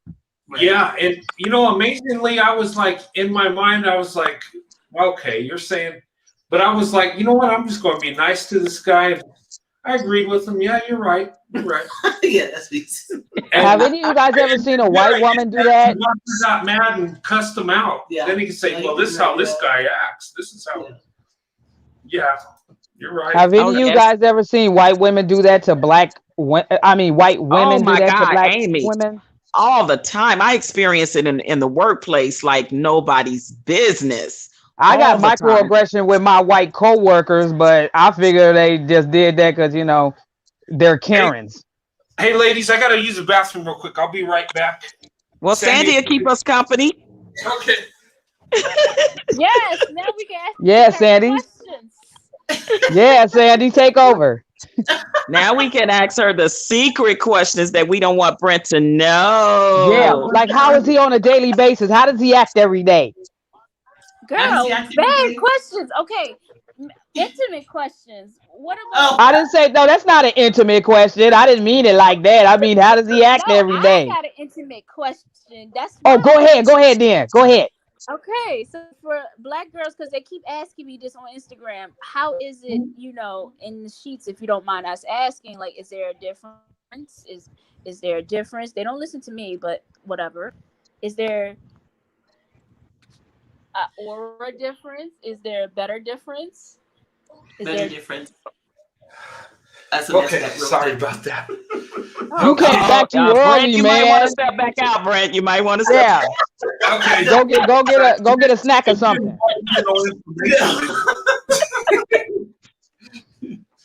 No, yeah, it's yeah. Let's I mean, you know what? I tell you what, I'll take the pressure off Sandy because I'm single right now, but I've dated, several guys and been, white guys and been in, long-term relationships with at least 3 of them. But no, there's no difference. Men are men. If you got a man that's good and know what he's doing, it doesn't matter what race he is. He know what he's doing. He's experienced. He know what he's doing, and he's experienced. I've experienced it with both. Some may not have been, and some may have been. And the same thing with black guys and whites. I've been with both, so I can say that. So, and I'm gonna take the pressure off of Sandy. She's a married woman, so that might be a little bit too personal for her. But for me, being a single woman I can definitely say there is no specific difference. I think it has the difference is now this is not a difference between black and white man. It's a difference between whether a man loves you or doesn't love you. And I can tell the difference between the two. Exactly. So whether it's black or white. Yeah. Right. There's a difference between having sexual intercourse and having intimacy. Right. And I think that's what you experience, and that's what Sandy's experience, and I am me too, actually. So it's not a black and white difference. It's whether you love that person and they love you or not. And again, it's a man thing. It's no difference, like the myth. Like I've heard, I've had discussion with like some of my black girlfriends, and they would ask that same question. Well, what is the difference? And like they would like, is it like what color is it? Like all that stuff. Yes. Like and that depends on the man's complexion. If is he a lighter, a really white, like a Conan O'Brien white, pale white, or is he a kind of got a little color to him? So that all depends. Can I ask and you a just question, like the myth about black men that a lot of white women want to know that haven't experienced it. They think that all black men have big penises, and that's just not the truth. So it's Can I ask you a question, Sandy? Oh, sure. Okay, one of the people in the comment section suggested that maybe you should do one live solo. Will you ever do that? I don't know. I could hook it up to where you can. I could show you how to do it if you want to. Okay, yeah, I probably have to think about that, but I'm open to it. I'll have to think about it. So I have to see how my work schedule is. So because my work schedule is really it fluctuates a lot. So my next shift I'm going to be working, I'm pretty much going to be working like late at night type of deal. So I pretty much, like I told him, my schedule changes because usually I work in the morning and I usually have more time to go ahead and do things, but my schedule is going to change. So I'm going to be working nights, but I can think about it, probably be open to it. I don't know how to do, but I'll be open to it. I think you would do lovely. I think she would too. In fact, and can you bug your husband to do that movie that I suggested? Because now I really, really, really want to see it on here, and everybody does too. The Hidden Figures. Because can you tell him to try to do that next week? You want to watch the movie through here? Yeah, you can. Okay, I promise you can. I've seen other people do it. Okay, I gotta see how to do it because I don't want to get a copyright strike to where they take it down. I think you got to put that disclaimer up before, that copyright disclaimer thing before you show like a video or anything pertaining to a movie or something. With the videos, it's you do a disclaimer and it says that as long as you're like using it through the Fair Use Act, talking about it, using it as like an education or commentary. I guess you could do that with the movie too. I've seen them do it with a movie. You just got to stop it every once in a while. Like you can get a timer and time the movie for like 10, 20 minutes and then turn the time. Yeah. And then we could talk about it for 10 and then cut it off after 10 minutes and do it again and do it in one part and do it in another part, like two different separate videos. I might look into that. Yeah, that would be fun to do a watch party movie. And that's a good movie. And we could learn a lot. I could stop it, where she's a little girl, they're putting her in a special school, because she was so advanced. I could stop it there and explain how their parents got the money or whatever. That's a good idea. I would enjoy that. Yeah. And none of the other channels that talk about interracial couples, they have other channels besides yours like that. I don't think they ever did that. So that'll, be different for a channel that's similar to yours, Yeah. Yeah. Interracial movie night. Yeah, there you go. Yeah, that's true. Well, Hidden Figures isn't interracial though. You would need to do something like Something New or The Lovings or something. We could do that too, but he also doesn't just he talks about Black women too and how smart they are and how, and how we contributed to society. Okay, So you're we can do talking about both. that first. Okay, gotcha. Yeah. Okay. but you know what? It really is an interracial movie because this is Black women working with white people, but they're segregated and not treated as well, but they have to work together. So kind of Okay. interracial in that sense, you might say. And it doesn't have to be perfect. You could just do, I've seen people who have who do like a complete review of other stuff, and then they have like one special movie. But before I cut off my mic, I just want to say thank you, Sandy, for that intimate question. Thank you. Thank you, Patrice. I'd let Sandy got off the hook. Yeah, that's it. Hey, Thank you, ladies. Yeah. do I have to watch this video I again? have no You just skipped that part where you left. Yeah, because I am Shomar Negela, which in Hebrew I separate from men physically, so I can't answer these questions for friends. So thank you, I appreciate that.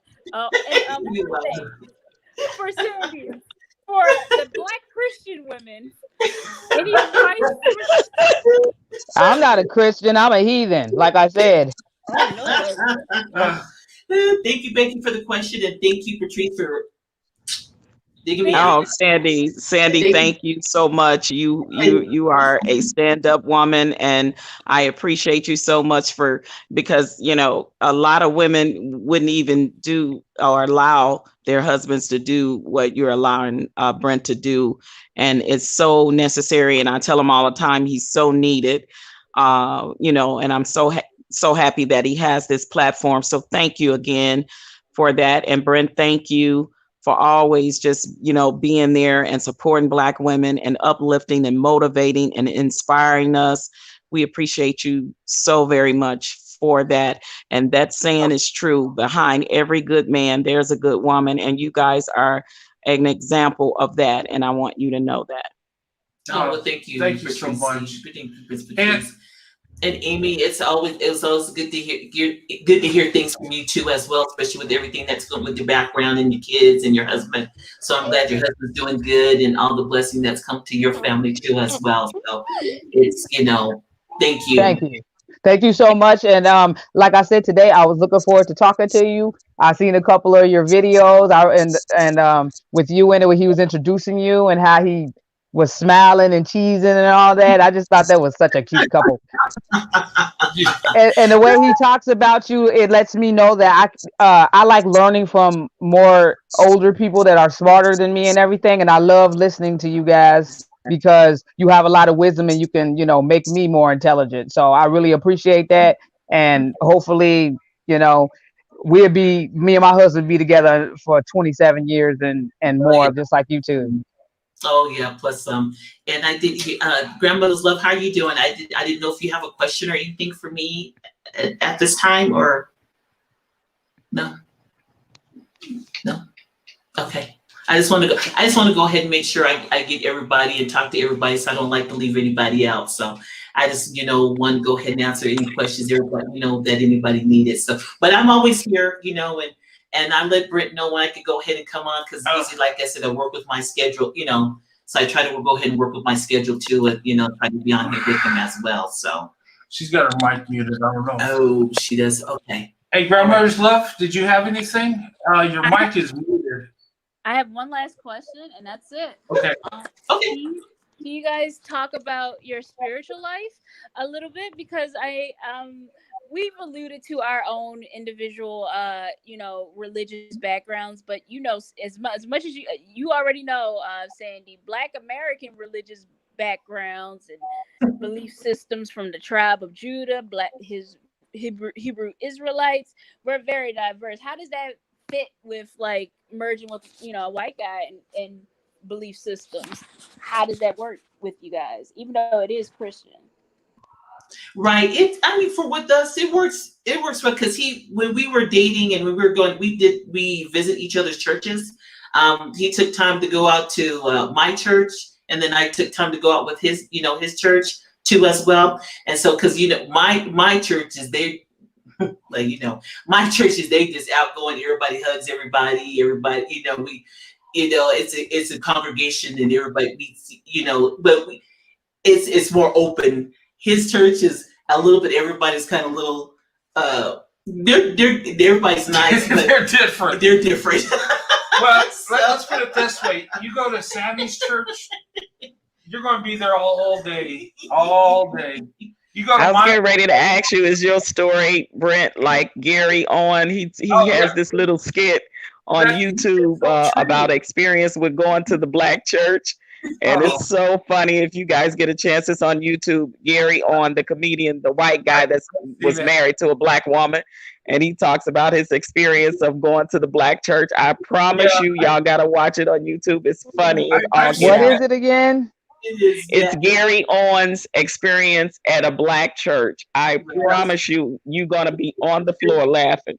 It's so funny because it's so true. And he was saying, the white people at their church, we go in, we hear it, and we're out. It's an hour out. But that's why they call Black church church, not church, but church. But yeah, and so with the Christian, we still, it pretty much. I enjoy her church though. Yeah, and the people there are nice too. But as far as us, the Christianity, yes, we're on the same page. We talk, we're pretty much on the same page as far as our faith and in Christianity too, as well as we try to go ahead and put that on, pass it on to our kids too as well, and the same thing like. With my mom too, she passes that on to my my grandkids. You got it, and we try to go ahead, and that's why we best to put our kids in church. They saw both sides, not just one. They saw both sides, and so but we just try to go ahead and put that out there and share that and be on the same page, so it's easier for everybody to understand and why we let our kids know why it's important to have that in their background, because it helps stabilize them.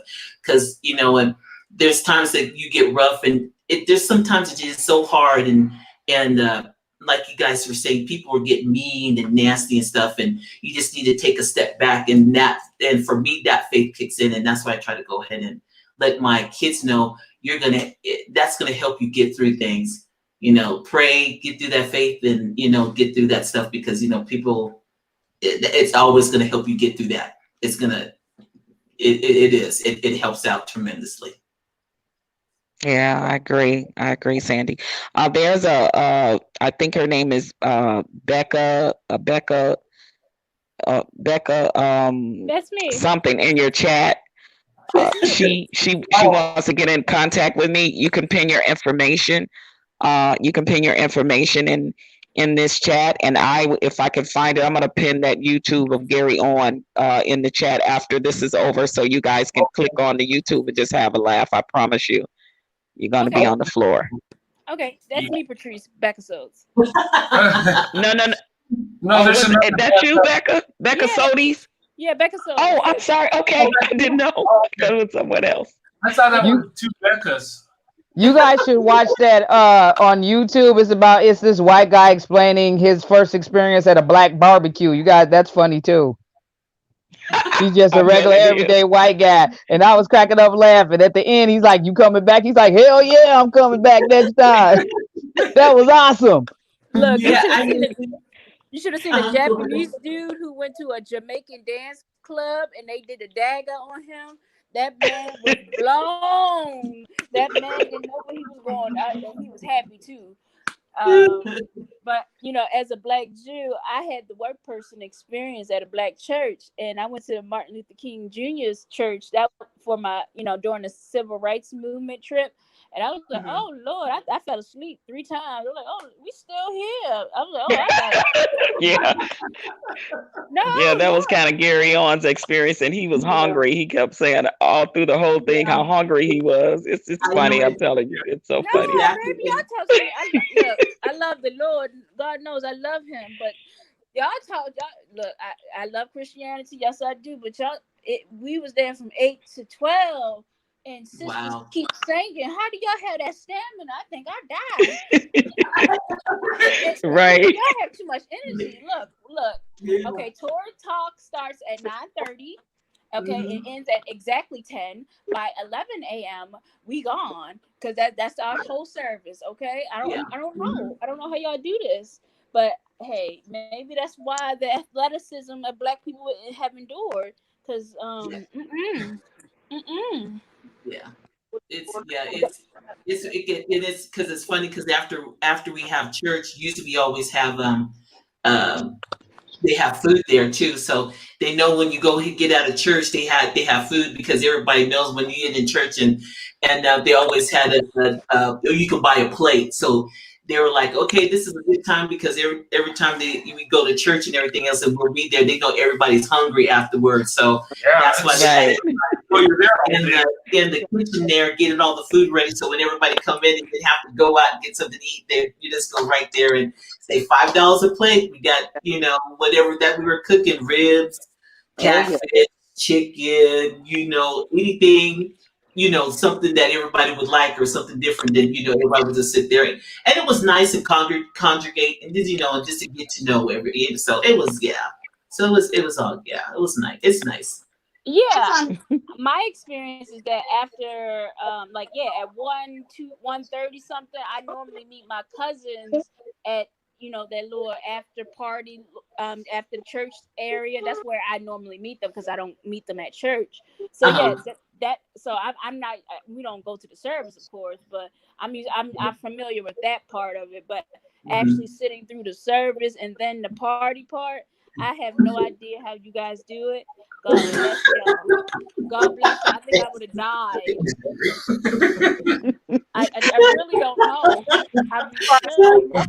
First church, that reason right there, because I used to predominantly Black church years ago, and then as I got into my adult age, I started seeking out diverse church, which was nice and refreshing to find out that their service only lasted like an hour. I wasn't that either. But that's one of the reasons why I kind of switched up. And then I just like the fact of having a mixed group. I love that. Yeah.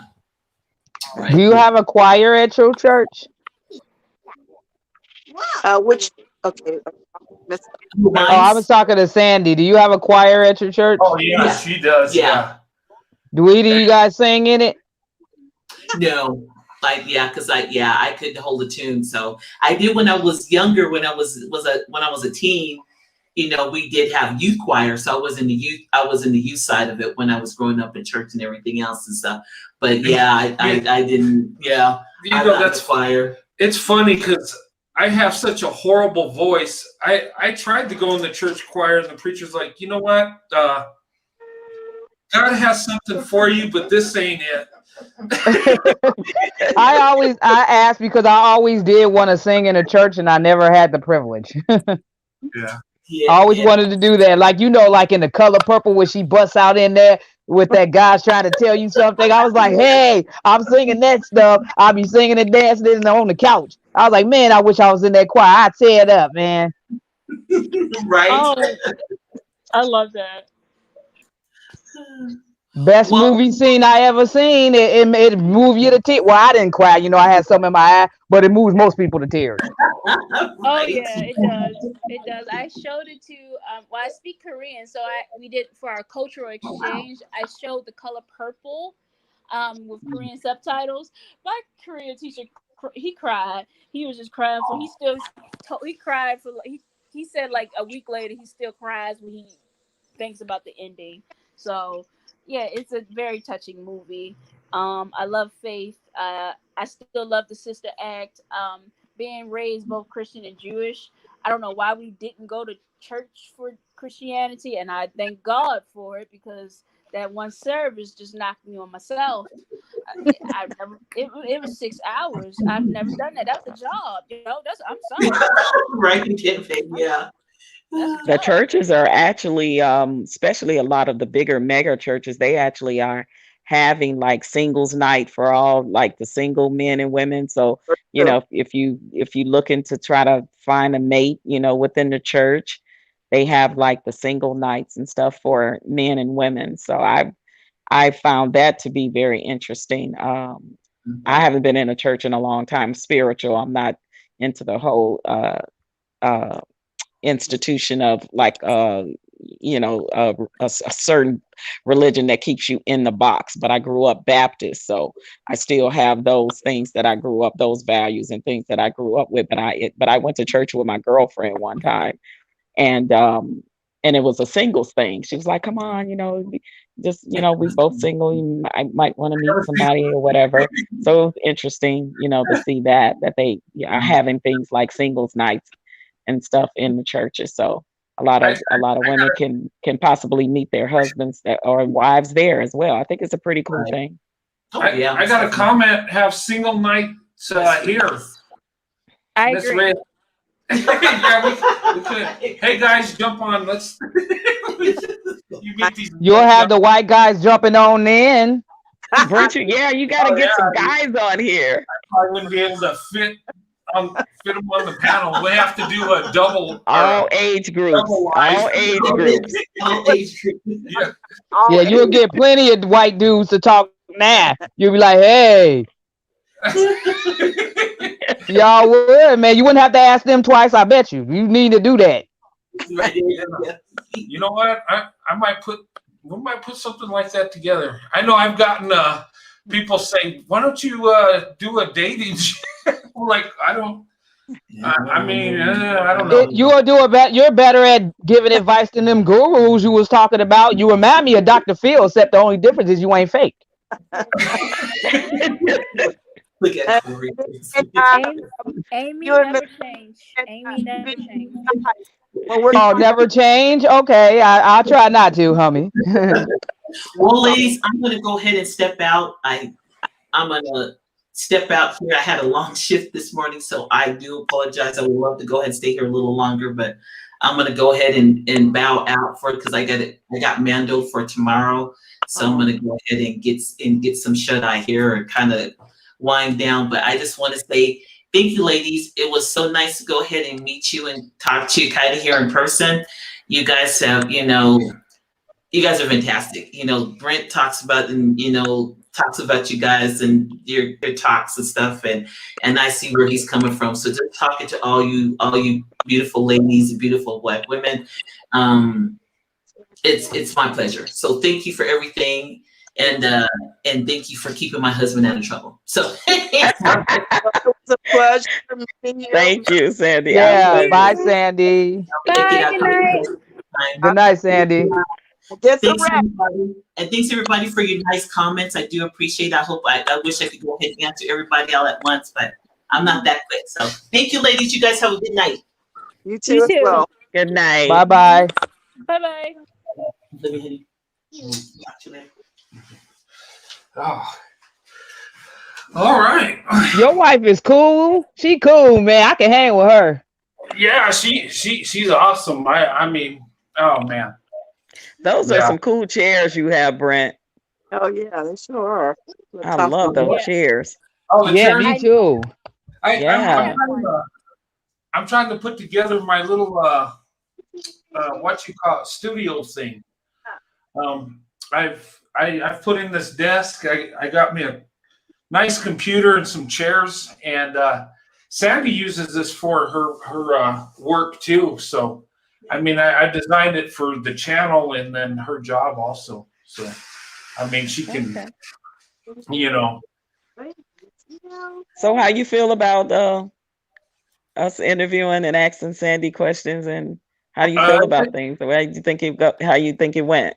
It went good, but I don't know how it went when I left. So You don't need to know that. You don't need to know that. When you replay this, skip that part. You don't need to know that.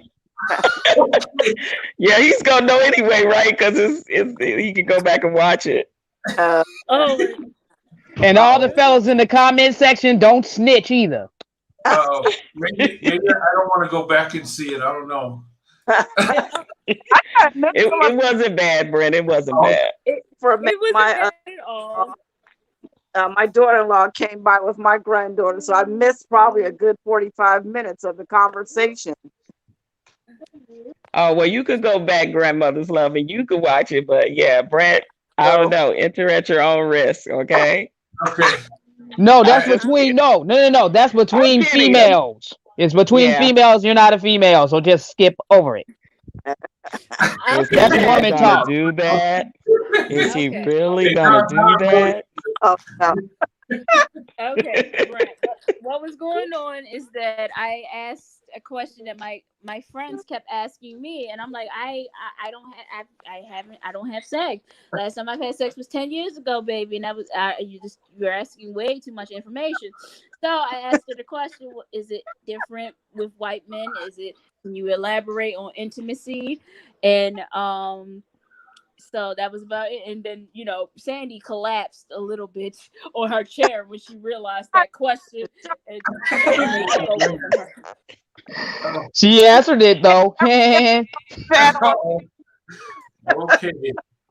She was a true class act. She was like, yes. She answered it extremely classily though, just like we thought she would. So, but like I said, skip over it anyway.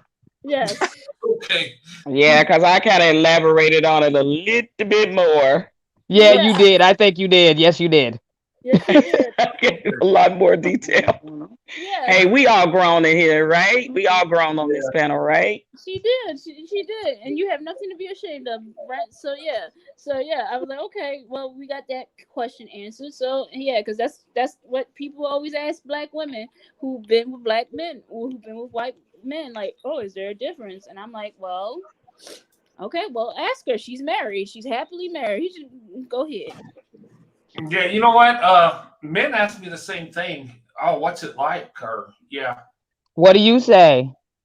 Huh? Oh, okay. I've been married over 27 years, so yeah. I mean, I'll say this. Okay. Your answers are really different. Yeah, I gotta hear this. When you're married, everything is better. With my wife, everything is better. I'm just going to say that.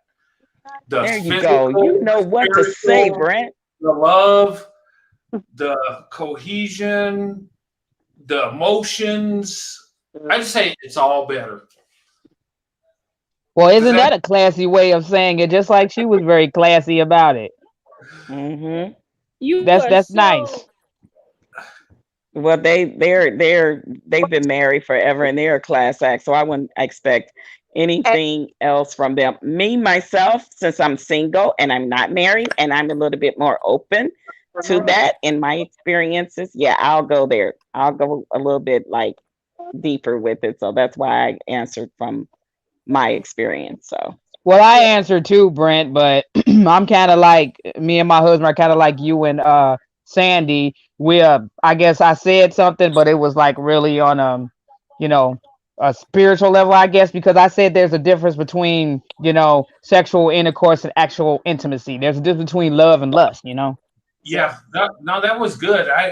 Now I will say this. I will admit to this that this is my perspective and opinion, and I've also asked several white guys that I've dated, and they've given the same exact answer. And I kind of feel the same the same way about it. I think it's very alluring, very intriguing, and very seductive. The contrast, the different in contrast, the body colors. I do. That is something that attracts me very much so. And I've heard white guys say that too. The contrast of the two I have too. Yeah. colored different colors of our bodies contrast together is like a very a seductive type of thing, very alluring, very sexy, very intriguing, very, it's like powerful. And Yeah. I will say I experienced that as well. So Yeah, Yeah. like the ice yeah. cream cone in McDonald's, you know, the swirl, you know, the ice cream cone, the ice cream cone in McDonald's with the So half like vanilla vanilla and and half chocolate. chocolate. The Yeah, real swirl. That's good. why it Yeah, and you yeah. know what? I Yeah. say to the anti-swirlers, there you go. So it is good to swirl. Yeah. I normally don't put my stuff out here like this, especially because it's recorded. But I will say this for my particular kink that I really like. I will say this: white men are always very game to it. Whenever it's like if you require a different kind of hand, and yeah, and it often that's the allure for me. Oh yeah, it gets the job done, and it's never a question. Other black men will often give me issues. With black men in certain BDSM, I just know from sex days, it's never really a gray area. It's either 24/7 or you kind of have to coax black men into it. White men are always game to it. I've never had an issue when I was sexual. I've never had an issue. White boy was always game to try new stuff. No matter how extreme it was. So that's just my reality I've lived.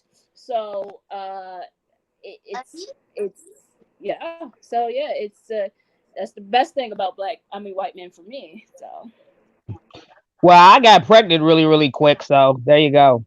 Okay. All right then. Right after we got married. Oh Yeah, really? yeah, he was pretty fast when with that. I mean, like, wow. I'm knocked up already. I'm like, geez. That's interesting.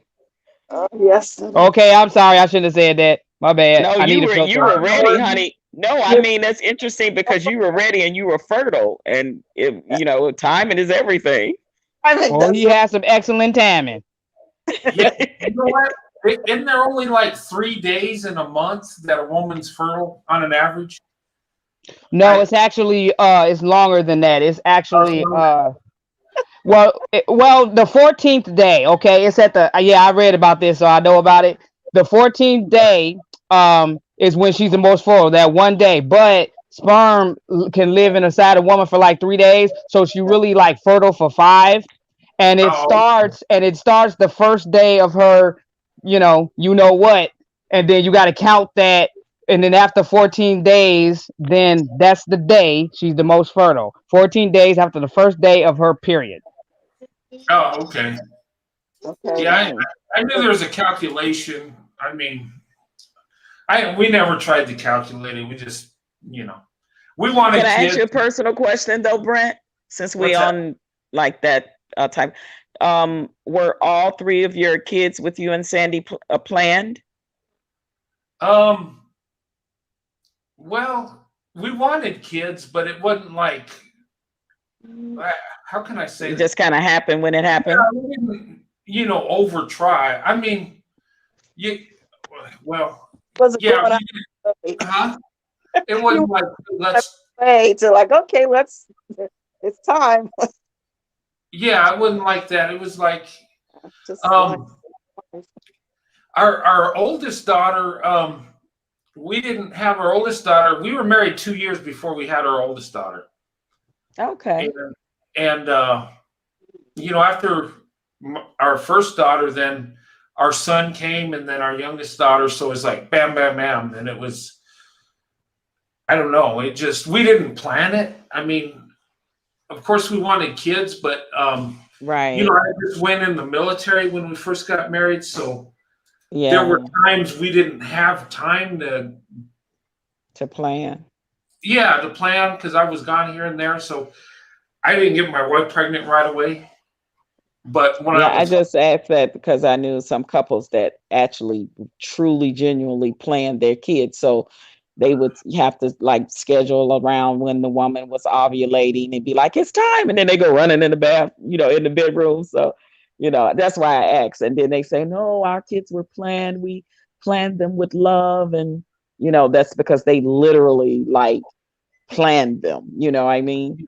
I mean, we wanted kids, and the first 2 years I was so busy, it was like it wouldn't. And then we had my daughter, and then my son came, then my daughter, and I almost lost my wife with my youngest daughter. So us having kids after our third was no longer going to be. I mean, she went into cardiac arrest, and Yeah. gosh, that was an awful time. And man, I bet. I was with Thank God she's okay. my son and daughter, and I seen my oldest daughter and my son be born, and Beautiful. but I didn't see my youngest daughter. They kicked me out of there. The doctor ran in, and I says, everything. He says, you can't be in here. Says, everything okay? And he looked at me and said, oh, it's not good. And then doctors are running in there frantically, and I mean, what are you to think? And one of the nurses said, oh, she's Sorry, I was laughing at that statement from Corey. I'm sorry, kind of threw me off. I'm sorry. I wasn't laughing at you, Brett.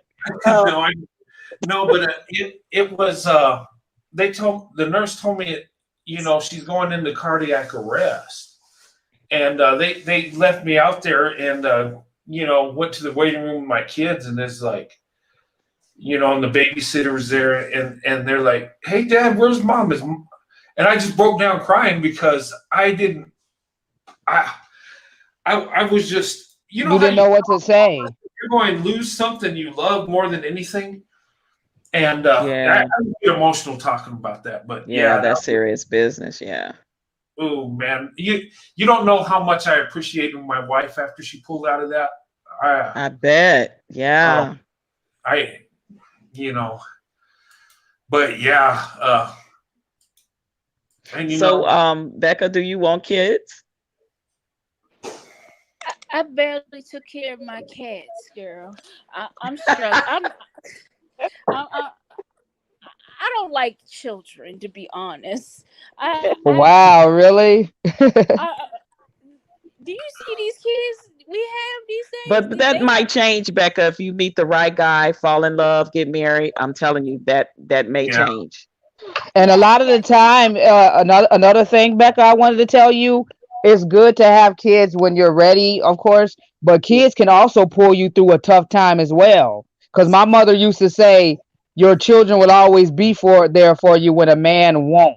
That's what she used to say. Your kids can get you out of some tough times too. Well, true. I mean, I understand that, but it's like, well, look, first of all, I'm sorry, I'm laughing at the chat. I was laughing at what April said about I think it was what? What you say? Said your voice you look fertile just from your voice. I look fertile? Okay. Wait, I think thank you, April. I guess. Thanks, April. I appreciate that. I take it as a compliment. Thank you. Thank you, Gail. It's just like, I don't know. Well, first of all, every woman in my family suffers from hyper ovulation. We always drop double eggs. Every 3 months you will drop double eggs on your period. So it's like these kids these days, I mean, even if you raise your kids right, they're in a generation where it's going to be so hard to derail them onto a right path. And it's like, do I really want to put in this effort, yo? I mean, I just like my cat, yo, and it's just too much work. They cost a lot of money. Some people don't need no kids, man. Some people don't need no kids, though, for real. Not everybody should procreate. I made a promise. I would never have kids outside of marriage. Period. So it's not something. So baby mamahood was never it was never really an idea for me. I was like, oh, good for you, Becca. that That's doesn't good. make sense. I'm not a child of wedlock. Like I'm not a child outside of wedlock. I've seen that my mom had 2 kids outside of wedlock, and she made it out okay. But she did tell me the blunt, honest truth. Like, no, she said I'm older. She said I'm from an older time where that was the stigma. They tried to force her to marry somebody, but Yeah. that's a big issue. So I'm like, a child of wedlock, and so it's like, okay, always have kids with my husband. If my husband doesn't want kids, we will have cats. Okay. I put that completely in his realm. I particularly just no more than 4. No more than Beck, 4. Yeah. okay, Becca, I just wanted, how old are you, if you don't mind me I am asking? I am 29. But Okay. judging from my photo, I am as young as you think I am. So if you think I'm 19, I will be 19. These Oh, that's a kids good. are horrible. These kids are I- horrible. Yeah, but I mean, 29, you're still at a really good age. But Yeah, once a woman starts to hit in her 30s, early yeah, to mid 30s, then you're high risk for when and if you have a baby. It's a lot higher of a yes, risk. That's why a lot of women that are in their early to mid 30s that don't have kids and is not married, that I heard about sitting on another panel in Atlanta, because these women are so career focused, and they don't have men in their lives. They haven't found a good man or a husband or whatever to have a kid. They're freezing their eggs. They're doing, the fertility thing. They said they're yes. willing to adopt. So they're looking at other options, because a state like Georgia, where the women outnumber the men in masses, Wow. they're saying that I've been on panels where they're saying like they are running out of options for these women that want to have children. So they're doing these alternative things, because they're realizing, hey, my clock is ticking, and I can become a high risk having a baby after 35. So Yeah, and the only thing about when you get older, even though you may save your eggs, the energy level, even if you have a child, your energy level may not be as up there as it when you're younger. Yeah. Um, I yeah, actually they had doing what do you call them? Those women that have the babies for you. yeah, the Surrogate mother. Yeah, Yeah. Mhm. surrogates. There, yeah. Hmm. yeah, Yeah. Unfortunately, like I said, I have a disability. I had to get a spinal fusion, which means that Mm. I am a spinal fusion. I had a Tarlov cyst, which is a very rare disease. I had like pretty much like a cyst is like a water balloon the size of a prescription bottle, a prescription pill bottle in the bottom of in my actual spine. So when they fixed it, it was a cavity. They had to put hardware. So essentially, I'm a high risk pregnancy because when you have a baby in your pelvis, of course that liquefies. So I've always had to get fertility tests. At 25, a woman normally has like 300,000 eggs left. I just got my stuff tested because I just had my surgery this June. I still have 1 million eggs in my body, so I'm Wow. perfectly fertile. I'm perfectly fertile because hyper ovulation. Remember, my grandma had 13 kids, and she was still popping them out at 35. So I, so my doctor and I we were talking about my high chances of fertility because I do have 1 million and some eggs, and I was just like, I'm really apathetic towards kids, Doc. I don't like the little bastards. I don't really like my nieces like that. I hate babies. You know, these kids is wild these days. They talking back to their parents. I never thought I lived to see a day with black kids, all baby kids. You know, but I even with a husband, it's just so unpredictable. But I like people who have kids. I'm perfectly fine not having children, but who knows? Maybe in 5 years I'll be fine. But with my disability, I just literally stopped using my walker, so the thought of running after children is like, nah, baby. I just want to No, chill for. yeah. I just want to I chill. actually wouldn't have. I actually wouldn't mind having another kid because I wanted at least four, but I was thinking like three because everybody in my house are dudes, including the dog, and I'm the only female. So I never thought that I would want a daughter, but I kind of do. I want a daughter to look just like me and talk like me and everything. I would love that actually. I wanted two kids, and when because I had my son so young, and twins run in my family on both sides. So I was like, oh, it'd be really cool if I had get my twofer, had two for one, just have a boy and a girl, and I'd be good and I'd be straight. And actually wanted my son to be a daughter. I had a whole name and everything set out for a girl, had nothing for a boy. So I didn't even name my son. His auntie named him. That's how prepared I was when I had my son. But that didn't happen with the twin thing. So I was like, okay, I'm done, because I realized how hard it was, raising him as a single mom, because his dad was in the service and he wasn't even in America when he was born. My son's father was in Germany. He was in the army, and he was in Germany at the time my son was born. So I had to literally pretty much raise my son by myself for a long time before his father got, out of the service and got home. So yeah, I was just like, okay, I don't even want the second one. I'm done. Like it was too hard. Like I can't do this. To tell you how amazing my wife is, she was with me my whole military career, and she had to raise 3 kids because I was gone a lot. So yeah, taking care of 3 toddlers and I was just rotating in and out of Iraq, and towards the end of my career, I mean, I wasn't home a lot at all, and a lot of times, my kids were toddlers while I was gone. And, Sandy had to just take care of them. And, that's one heck of a job. And, I could just imagine one kid, but 3. I was so Brent, when you did finally come home to stay, and then not only to readjust yourself with your wife, but also now you got a house full of 3 kids. How was that for you?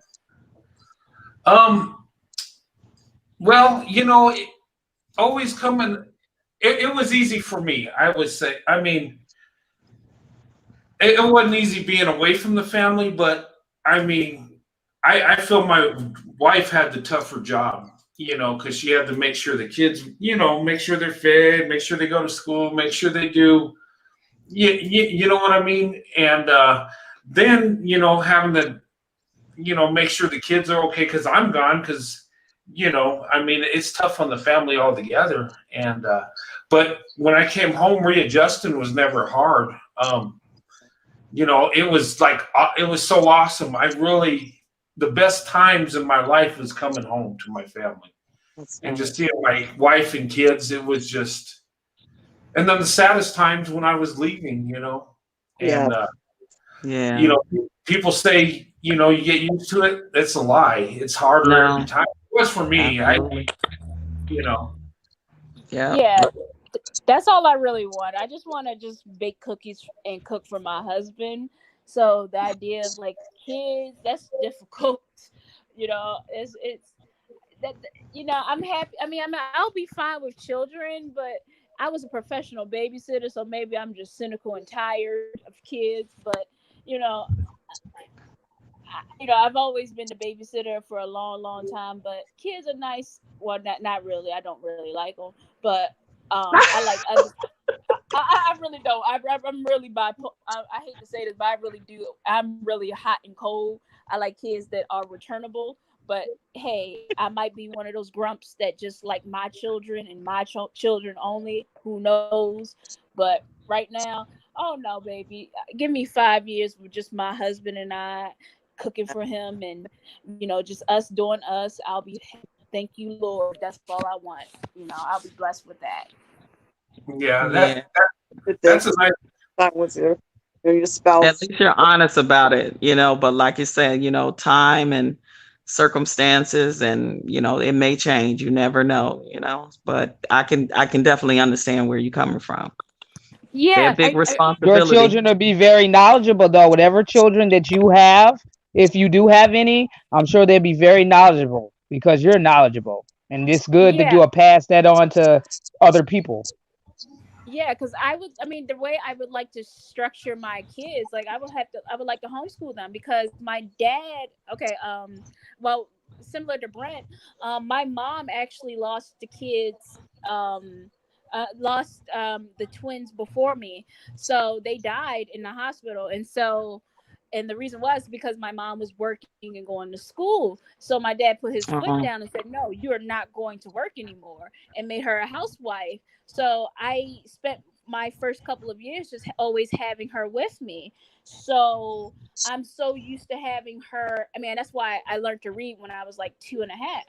So I'm so used to having that, and I know how fundamental that was for me, that when I went to kindergarten and first grade, I could have skipped 2 grades because I already knew everything.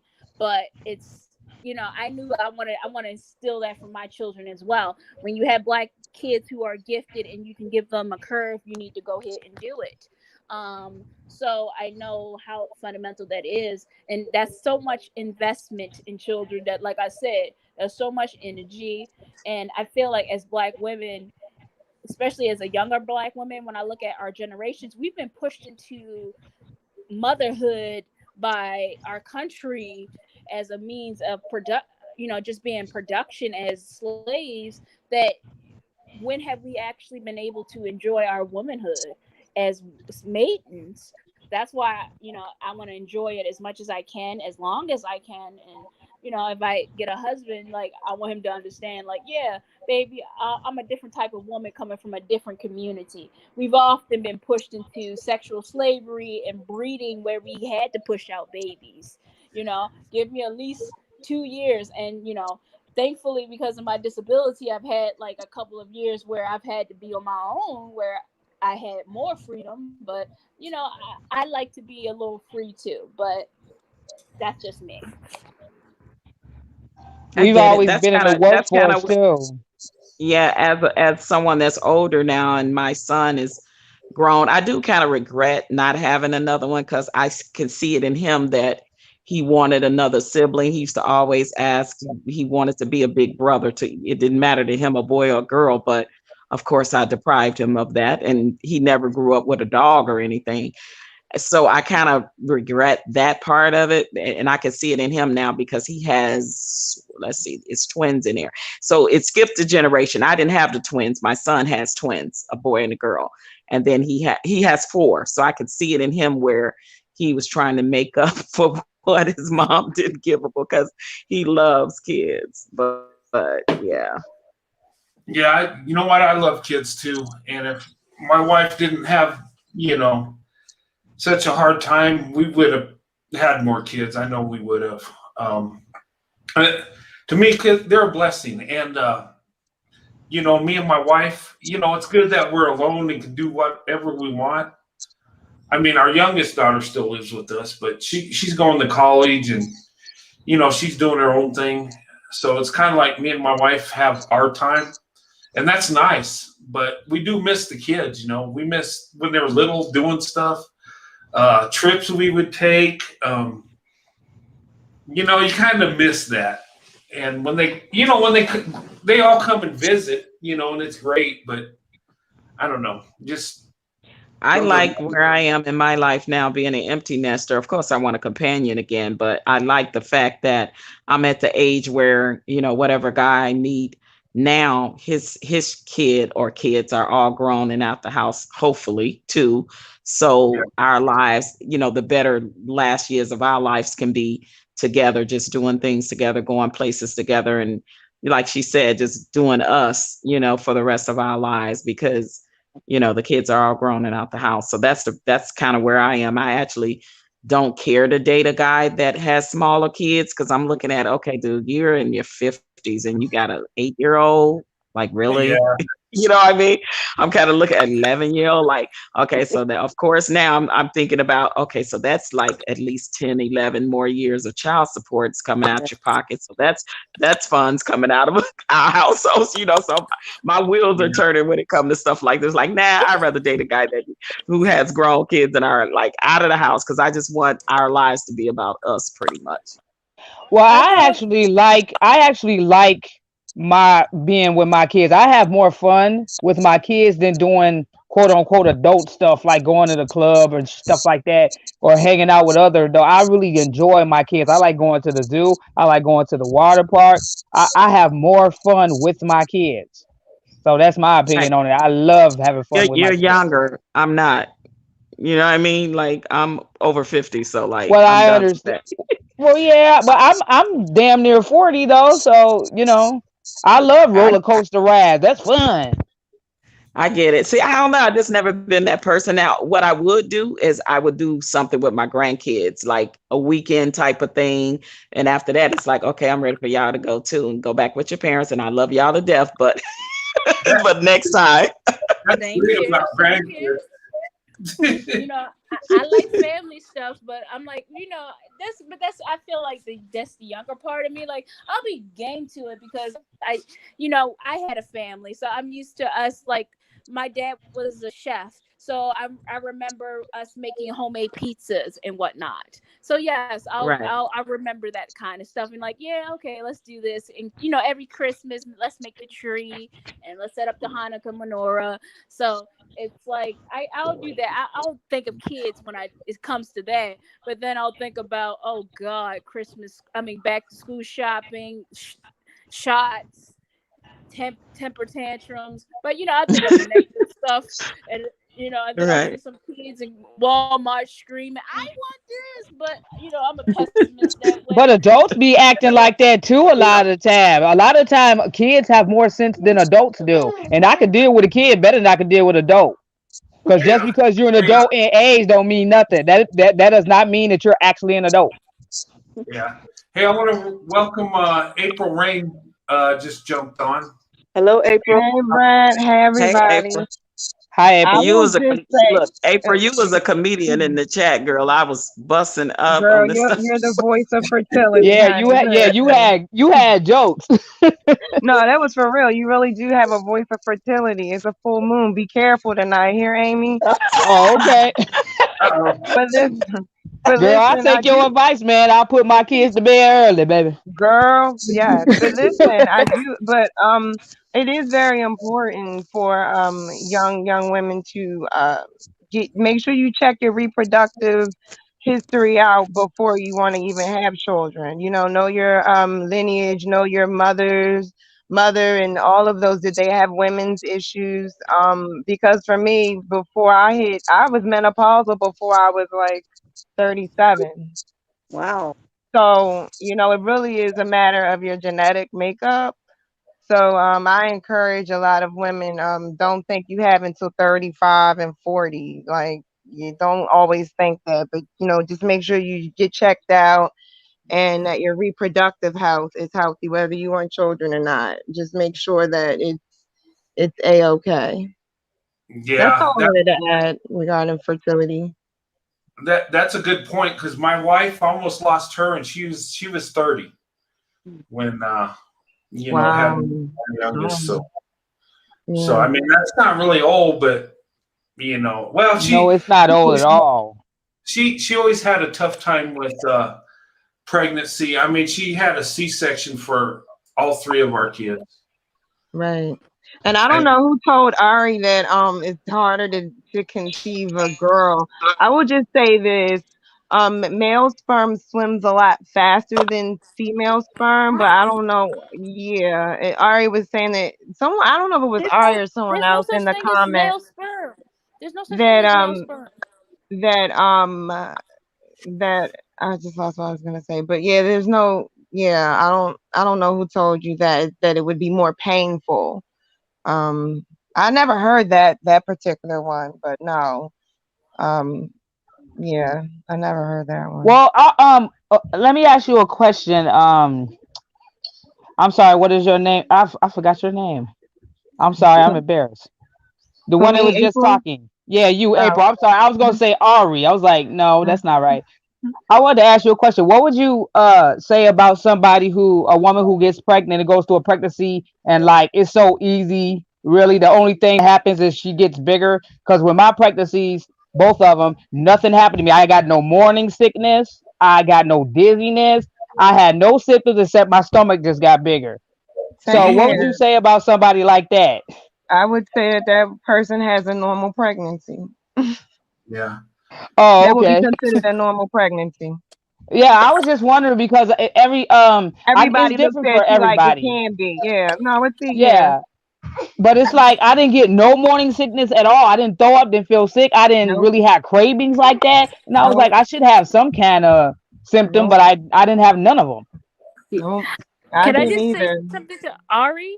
Ari, if you're that determined well, first of all, there's no such thing as male or female sperm. No, that's all done in the womb. So, and if you're really determined to determine the sex of your the gender of your child, you can invest in there's different fertility treatments where they'll take the egg and infuse it with the sperm, manipulate the chromosomes, because all children start off as XX or female in the womb, and then they'll, if you want a female, make it XX, and then actually allow it to grow into a fetus, and then put it inside you. Boom, you have your daughter. If you don't want a girl, boom, they'll let it be an XY, and let it insert it inside you. You have a boy. You can determine your gender of your child these days. They're called, Wow. yeah, it's a phenomenon. It's called designer babies. Oh, And that's great. I don't like that, man. That's You playing should with just fire. get. Yeah, I think I you're think you playing with should get fire. what you With get. it, I right. mean, because they're Yeah. actually trying to do that with making your kid look a certain way and all that. I'm like, Mm-hmm. the kid is not a robot Terminator. You know what though? They have experience with they have experimented with genes and stuff where they do have the technology to where they can, I guess, do something with the DNA to where your kids might have green eyes or a different color hair or Yep, I, DNA extraction. yeah, but that to me you're trying to play God. I don't Well, you like can that. do whatever you want to do, but I personally don't like. I mean, like I said, I would like to have a girl, but if I got pregnant again and it's a boy, oh well. Yeah, Mm-hmm. It's I agree with that. it's wild. I mean, when you look at Jurassic Park, the movie Jurassic Park, there's lots of Jurassic Parks out here right now. It's just no offense, it's a bunch of white men with money and science doing all kinds of crazy stuff, and no one's stopping them. So let's just keeping it real. I mean, we have these designer babies.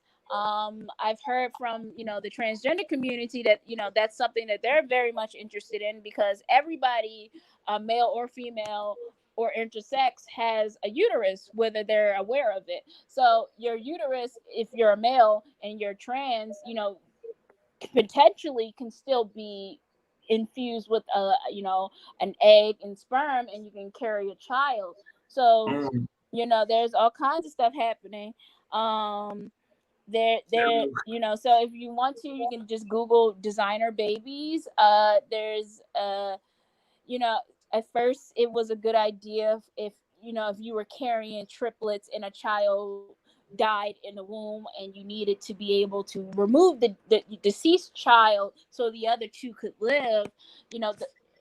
That's some surgeries were like that, but then it took a life of its own, where people realized, especially with the prevalence of more and more premature babies, that's when a lot of this science started coming out of, and it's just horrible.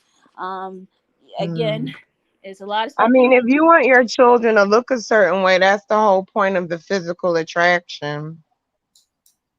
That's Yeah. why. That's why you don't get impregnated by someone who you don't want. That's why you only allow a certain man that, if you Yes, really, indeed. Moon is in Aquarius tonight, honey. yeah, exactly. Sorry, I got distracted. Yeah, you only sleep with men like, hey, I wouldn't mind having kids that look like you. And I mean what you really look like before plastic surgery, not like that poor man from China. He stewed But his doesn't life. that ruin the fun of it No, though? I'm just Like, talking about naturally being attracted to a guy and just be like, my genes mixed with your genes. We're gonna make some a beautiful child. I mean, I know that's what I did when I wanted to have my child 15, 16 years ago. Boom, bam, like let's have a child. Okay, great. Wow, I cool. actually got a lot of questions when I was pregnant with my son Neo by my husband's white That's family, and they were pretty. so obsessed with what he would look like. And they asked me the dumbest questions. One question was, they asked me, "Do all black babies look white when they're born?" Because that's what I heard, and they don't look black until they get a little older, like toddler. I'm like, who in the hell told you that? Yeah, you know what? I had the same thing with my family too. They couldn't wait to see what my kids looked like when my daughter was born and stuff. I don't know. I guess it just Their word they want to know is because if it's a black person and a white person having a baby, they're obsessed. And my family didn't care, but his family was obsessed with what Nehemiah would look like, and they start asking me really dumb questions like about his hair. And one of them said, his niece said, black people's hair look like white people's hair when it's first born or something. Like it comes out looking normal, but then it kinks up as they get older. I said, normal? What you mean normal? Our hair yeah. don't look normal? Yeah, that usually comes, Amy, from the white side all the time. Yeah, Yeah, especially and it made me very angry. And they kept on. I like, yeah, and then I finally said, with the best tone of voice I could, like, I don't care what he looks like. yeah. Who That's Yeah. the cares? whole colorism, and that's the whole nappy hair syndrome thing that the white side of your child's family. Yeah, I've heard that as well. Even with my grandkids, but my grandkids are they look more black than white, even though their mom is white. But I think she was really hung up on because she had two older kids before my son even got with her. But I think she was just more, and they were mixed. I think she was just more hooked up on having this specific breed of color of kids. Actually, I just really kind of think Yeah, that it's was really her ridiculous, agenda, you man. know. And I noticed too that they never really asked about Nehemiah what he would look like in front of Greg. They always did it when he wasn't around, when it was just me. Exactly. And Yeah, that's apparently they why didn't. when Huh? I Go when ahead. I I'm sorry. I'm sorry. When I was around with my son, I would have to have the talks with him about like are you teaching him, his black side? Because they live in another state, and I don't get to see them until I go back home to Illinois. And it's like it was always a push and an effort. Now I'm coming from out of state, they're with their white grandmother who keeps them like 90% of the time. So I just kind of felt like it was no effort made for me to go out of the way extra, because now his grandma coming from out of town to see him, and it was always a thing that I had to go through. And I'm like, why is it that I live the furthest away? She has them more than I do. I said, and I told my son, I don't feel like you put some bass in your voice and put your foot down and be like, my mom's in town. She needs to see the kids regardless to if they, are supposed to go to your mom, because guess what? Your mom have them all the time anyway. So it was always like this thing that I kind of felt. So when I would have the private talks with my son, I'd say, look, are you telling them about like your side, the black side of the family? Because honey, your kids look more black than they do white. So let's keep it real. When they get out there in society, they're gonna go through it. They're gonna come home crying. They're gonna have all these issues. And if they don't know, they're not gonna know what they don't know. So I've Yeah. always worried about that, and because I know that more of her influence is on them than his influence, which is my side. And I know that for a fact. And you see, that's one of my biggest deterrents about children. It's just like with black women, Even when you do have biracial children, white women always try to dominate that, and they'll demonize you in that area. And black women, we die in childbirth. uh they don't care about you bleeding. They underestimate your pain in childbirth. They it's just so much kids. There's like an epidemic of like, it's like a serious crisis of black women getting their kids just snatched by CPS, and they're doing nothing, or they're living an alternative life, hippie lifestyle, and they don't, their kids are okay. And it's just so much issues going on with children that, like, I know me. I have a bad temper.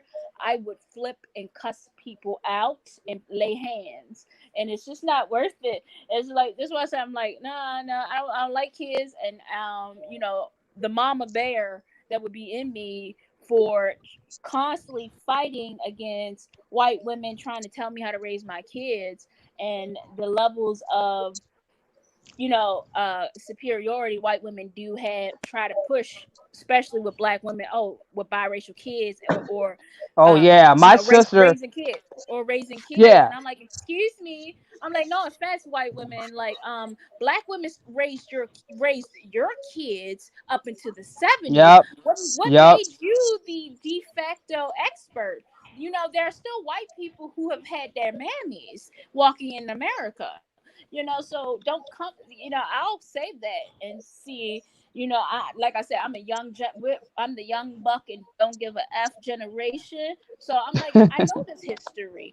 Like, no. Yeah, you absolutely right, Becca. But that's the thing. It makes a difference when the child come out of a black womb or a white womb. It makes a difference, and I see it. Even with my own grandchild, and I had the conversation with her one time because she knows that I have problems with my oldest grandchild, whose mom is black, and she keeps her away from me because she's mad at my son. And I says to her, I said, please promise me you will never keep my grandkids away from me, no matter what you're going through with my son.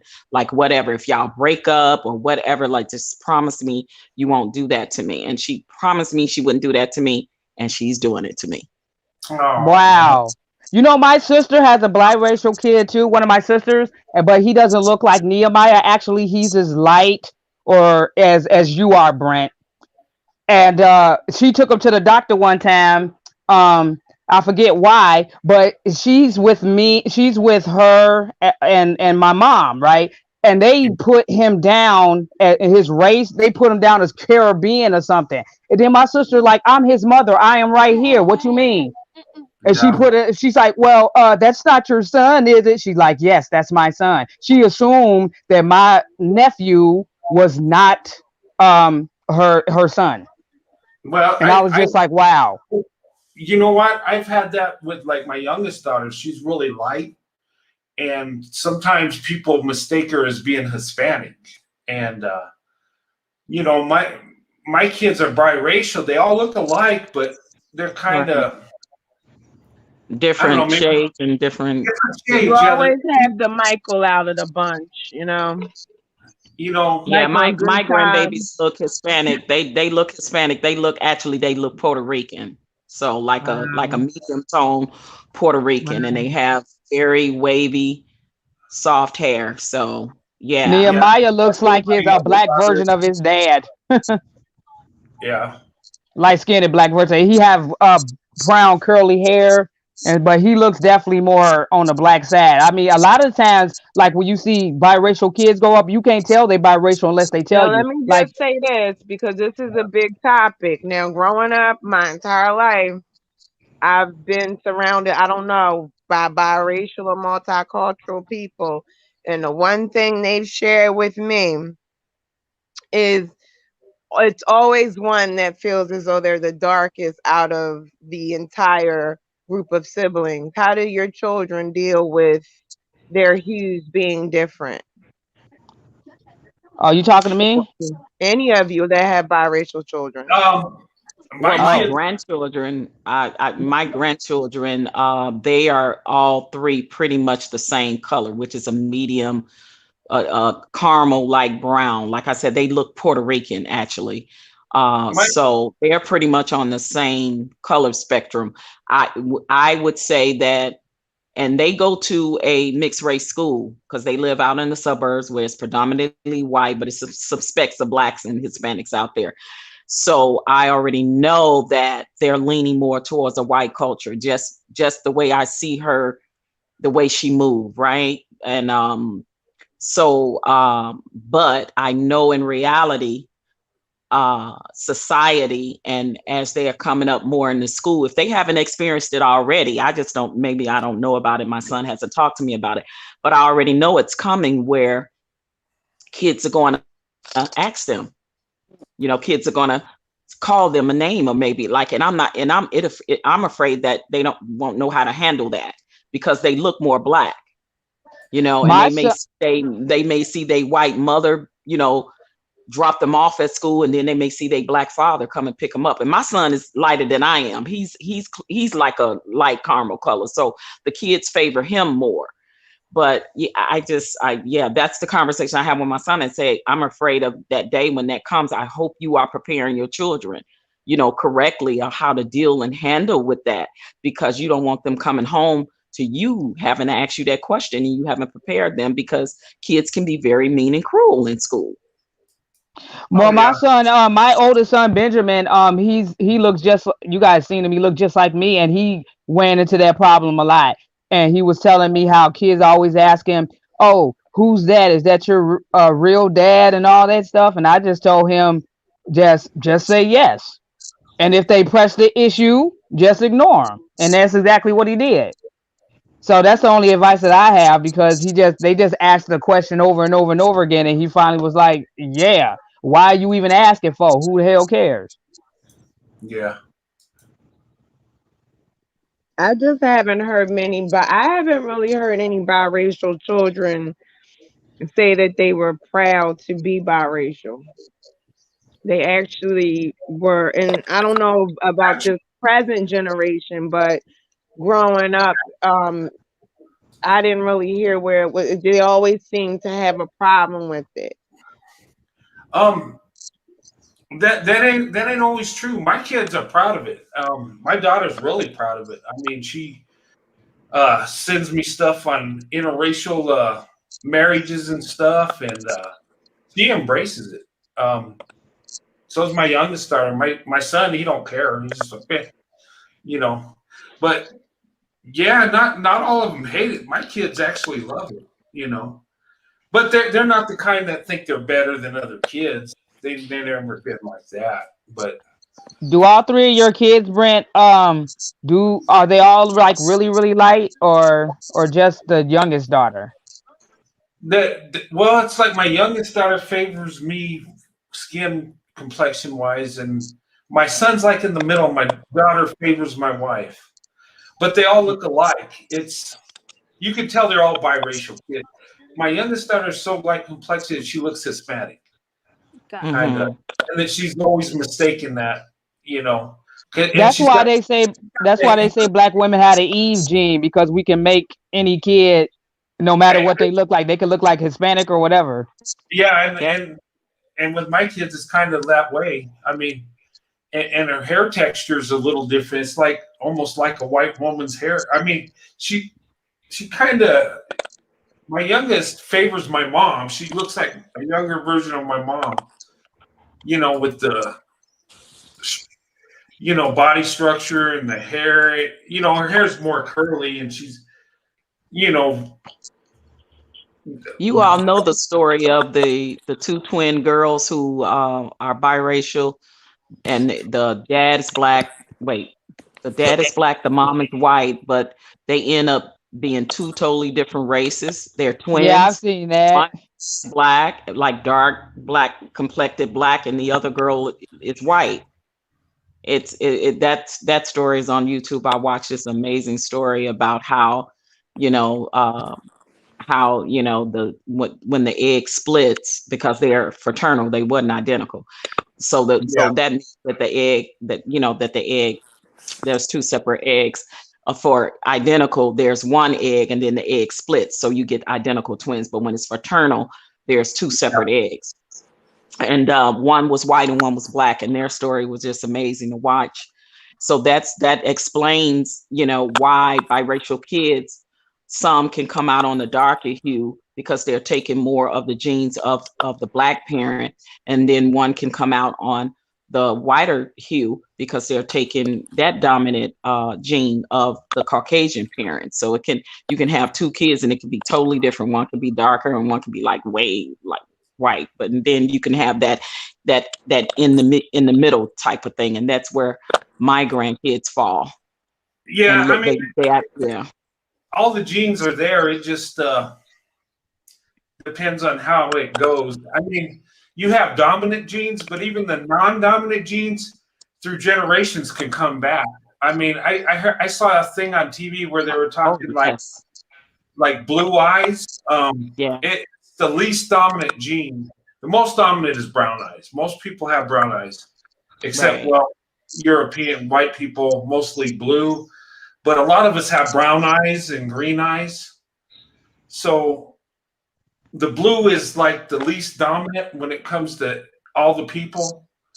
But there's been, black people that, maybe had that gene generations ago, and it will surface. They said that it can surface through generations way down the line, even if it's true. Yeah. I went to high school with a girl who parents were black, both mother and father, but her dad's grandmother was a white woman. And so when they had their kid, I went to school with this girl. She looked white, and had gray eyes, and everybody just thought she was like this biracial kid, but actually she really kind of was. But her father and mother were dark skinned, but she it skipped the generation, and she ended up looking like her white grandmother on her father's side. It was insane. And that usually don't happen. Usually the darker genes dominate, but I mean, sometimes it goes the other way too. I mean, I don't know what causes it. I guess when the baby's being formed, I mean, I don't know. I'd have to talk to a scientist, but yeah, it does do that. It's kind of interesting, I got a cousin named Pinky, and we call her that because she has straight black hair and she's real light. In black people families, we come from the lightest of the light to the darkest of the dark. We can make anything. Yeah. So, and you never know what your kid gonna look like, because my son biracial look more black, but my sister's son can pass for a white guy. Very easy. He's about as light as you, and my grandmother is about as light as you too, Brent. My husband thought my grandmother was a white lady. He's like, you didn't say that your grandmother was white. I was like, she ain't. Yeah. Yeah, he raised the eyebrows. He was like, really? I was like, yeah, really. Matter of fact, my grandmother was like to dance in the 40s in a swing dance, and she and her sisters would go to Chicago where black people weren't allowed, but they could pass for white, so they do it, and they enter competitions and win. And the white girls didn't know that they were losing to black people. Okay. You know what's funny? Speaking about the swing dance thing and the 40s and stuff, my grandfather was into that, and my grandfather was like the nicest guy, right? He was like a charmer. I mean, everybody loved him. And when my wife met my grandfather, she's like fell in love with the guy. She's like, this guy's awesome. He was just that person, And my grandmother was always like crazy jealous of him, and and me and I never understood why, and even my dad didn't. And my grandfather, he lived to be 99 and a half. He almost made 100.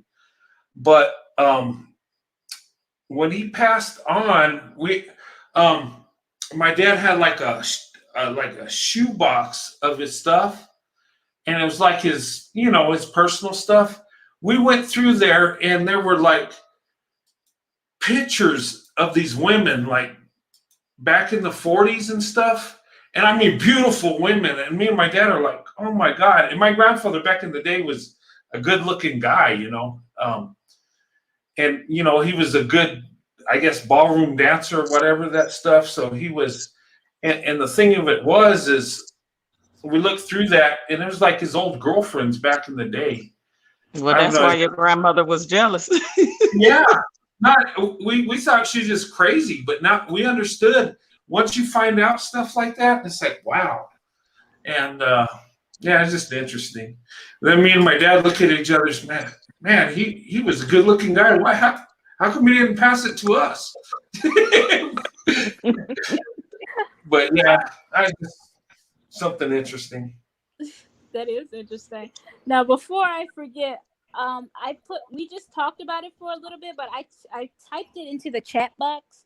It's a Latin term, partus secor ventrum, that which follows the womb. That's pretty much it was a legal doctrine that pretty much described the sort of social and legal doctrine that was a part of the slave codes of the status of the child is determined on which it came from. And so when we were just talking about how even white women judge biracial children because they're coming from white women differently than black women, that's pretty much that term, partus secor ventrum. You know, you can Google Okay. you know, children of the plantation. There's a whole other doctrine. There's a whole ideology behind that. So this is, like I said, this is old school understanding that I feel like everybody needs to understand it, because we're not fighting old. This is not something new. This is old. White women have always felt like this, and this was the sort of legal statute that gave them that entitlement. Oh yeah, you know, and this was the difference. This is exactly what made you know, the poor Irish women who had children with black men back then feel, oh, I'm better than the black woman who's free and had more money than me back then. Oh, well, she's not better than me now because I'm white and I'm better. So, and it's still kind of the issue that we have now. Well, maybe that's why you have so many white women that resent black women and white men relationships, just like the black men resented it. Because if we're elevated past them because the white man starts to, like us more, then they're going to resent that because they've always been the standard of beauty. And just like what Brent once said, there's more white males in the country and they're the hierarchy. So if we are replacing them, then we're the standard of beauty all across the board now instead of them. Yeah, that's Yeah, true. And just like our curves that was, told to us that we were fat, and they were just literally natural born curves that we were born with, and the curve and the humps, are naturally, big derrieres and our curvy hips and, and the Coca-Cola bottle, shape type of thing. We were never told we was the standard of beauty, and and don't be dark skinned like myself or like Sandy. Like we really got it. I really remember being in high school and getting it from other black boys, that were into the high yellow, red bone, light skin, whatever you want to call them back in the day, because they called them all of that, and now it's like I'm finding like the white guys that I've dated, they prefer the darker skinned women. And I think really light skinned women and black women have a problem with it, and white women have a problem with it, because now it's like we're kind of more to the forefront. yeah, That's why they try to look like us so bad. They get the lip injections that look fake and look retarded to me. And then they get the butt implants, all that. Brent, what were you about to say? No, talking about the dark complexion and stuff. I was going to say what Patrice was saying, that white guys, they do. A lot of them do. They prefer dark skinned black women, the ones that date black women. And me, I never really got into that. I don't know, maybe it's a societal thing. I always looked at black women as black women.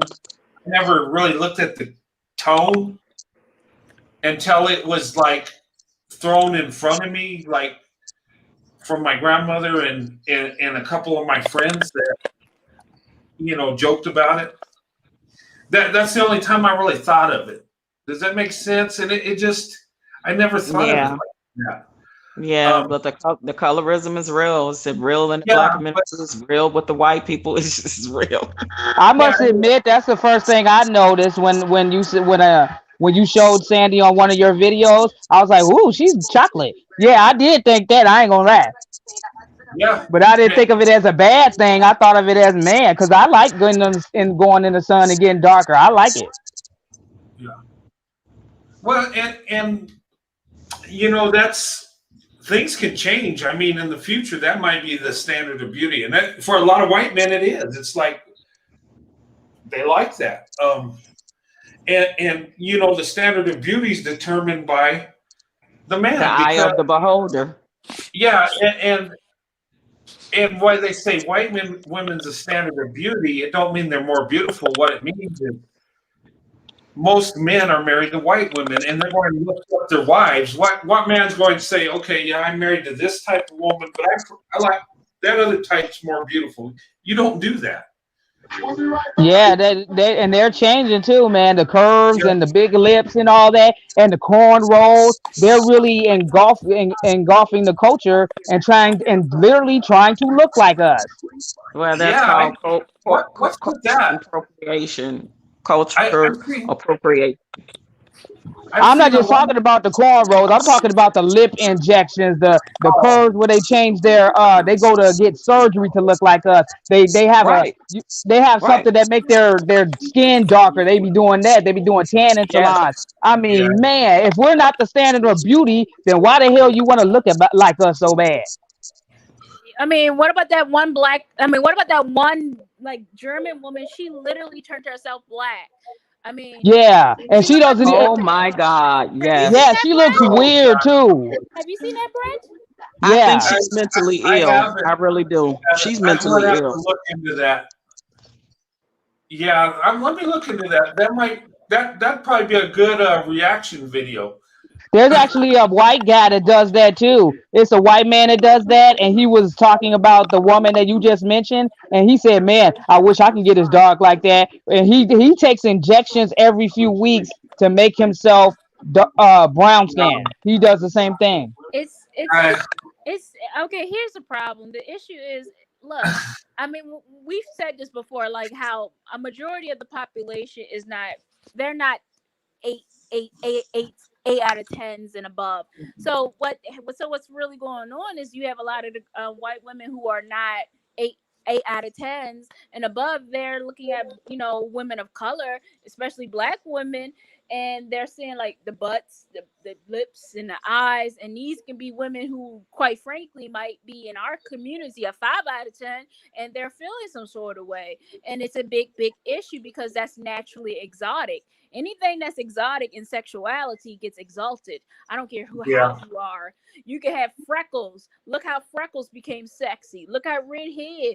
Look how big breasts. Look how deformities, even braces, glasses, everything becomes a kink eventually.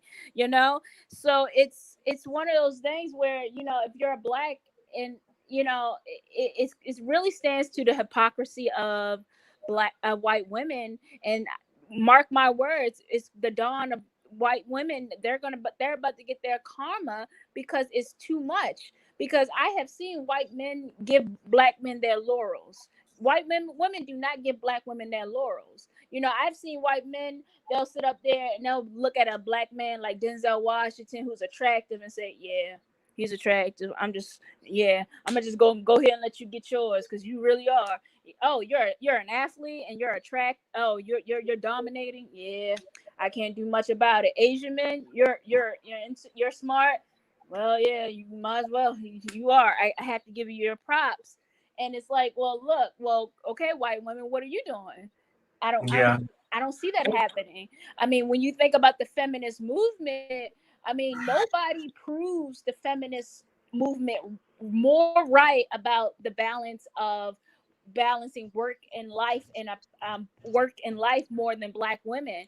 I mean, Absolutely. F your Mary Tyler Moores. F your Mary Tyler Moores. Okay, a black woman who was sitting up there sharecropping did more than Mary Tyler Moore. Okay, you didn't need that. All white women needed to do in the '60s was to really reach back into black women who were there all the time. And did they? No. So yeah. In this new inclusive culture, when we open back up after COVID, it's going to be a whole new other world.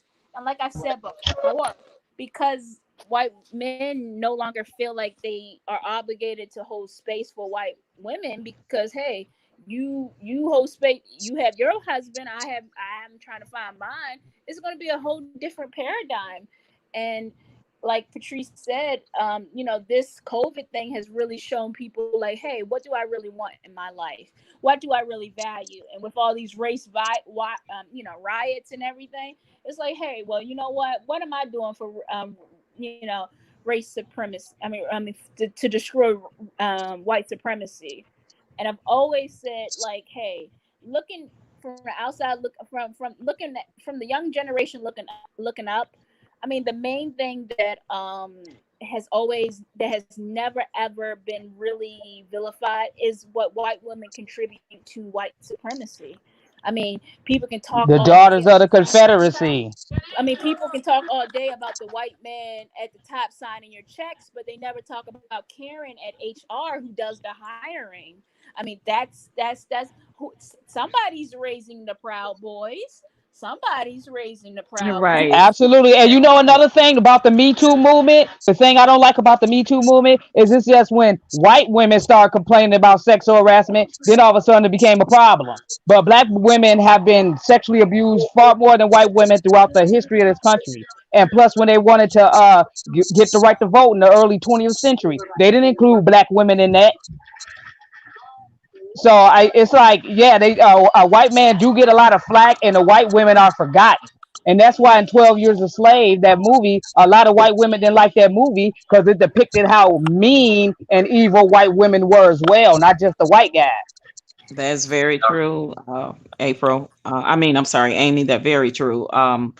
Watching that movie made me realize the deeply rooted hate that a lot of white women, white racist women, have for black women, because they knew that, even though it was so dead wrong and detrimental to us, what was done to us, by those white masters, but they knew that those white men were leaving their beds and sneaking into the beds of the slave, because they rather, I mean, and they knew that, and that made them hate black women. And I think that that's where the hate deeply rooted for white women are. And then for the black men, it's deeply rooted because the white racist slave masters was demasculating them in front of the black women and taking them from them and raping them, and wasn't anything they can do.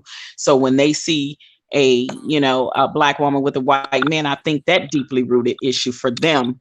You realize what they did to you and what they done to us, and that's the stuff that you hear when a lot of the black men are spewing they venom. And for the white women, it's yeah, your husband wanted the black slave more than he wanted you, because he left his bed to go rape the black slave and end up having a baby with the black slave. So that deeply rooted hate was there. But those are things they don't talk about. But I've talked Okay. about these on other panels.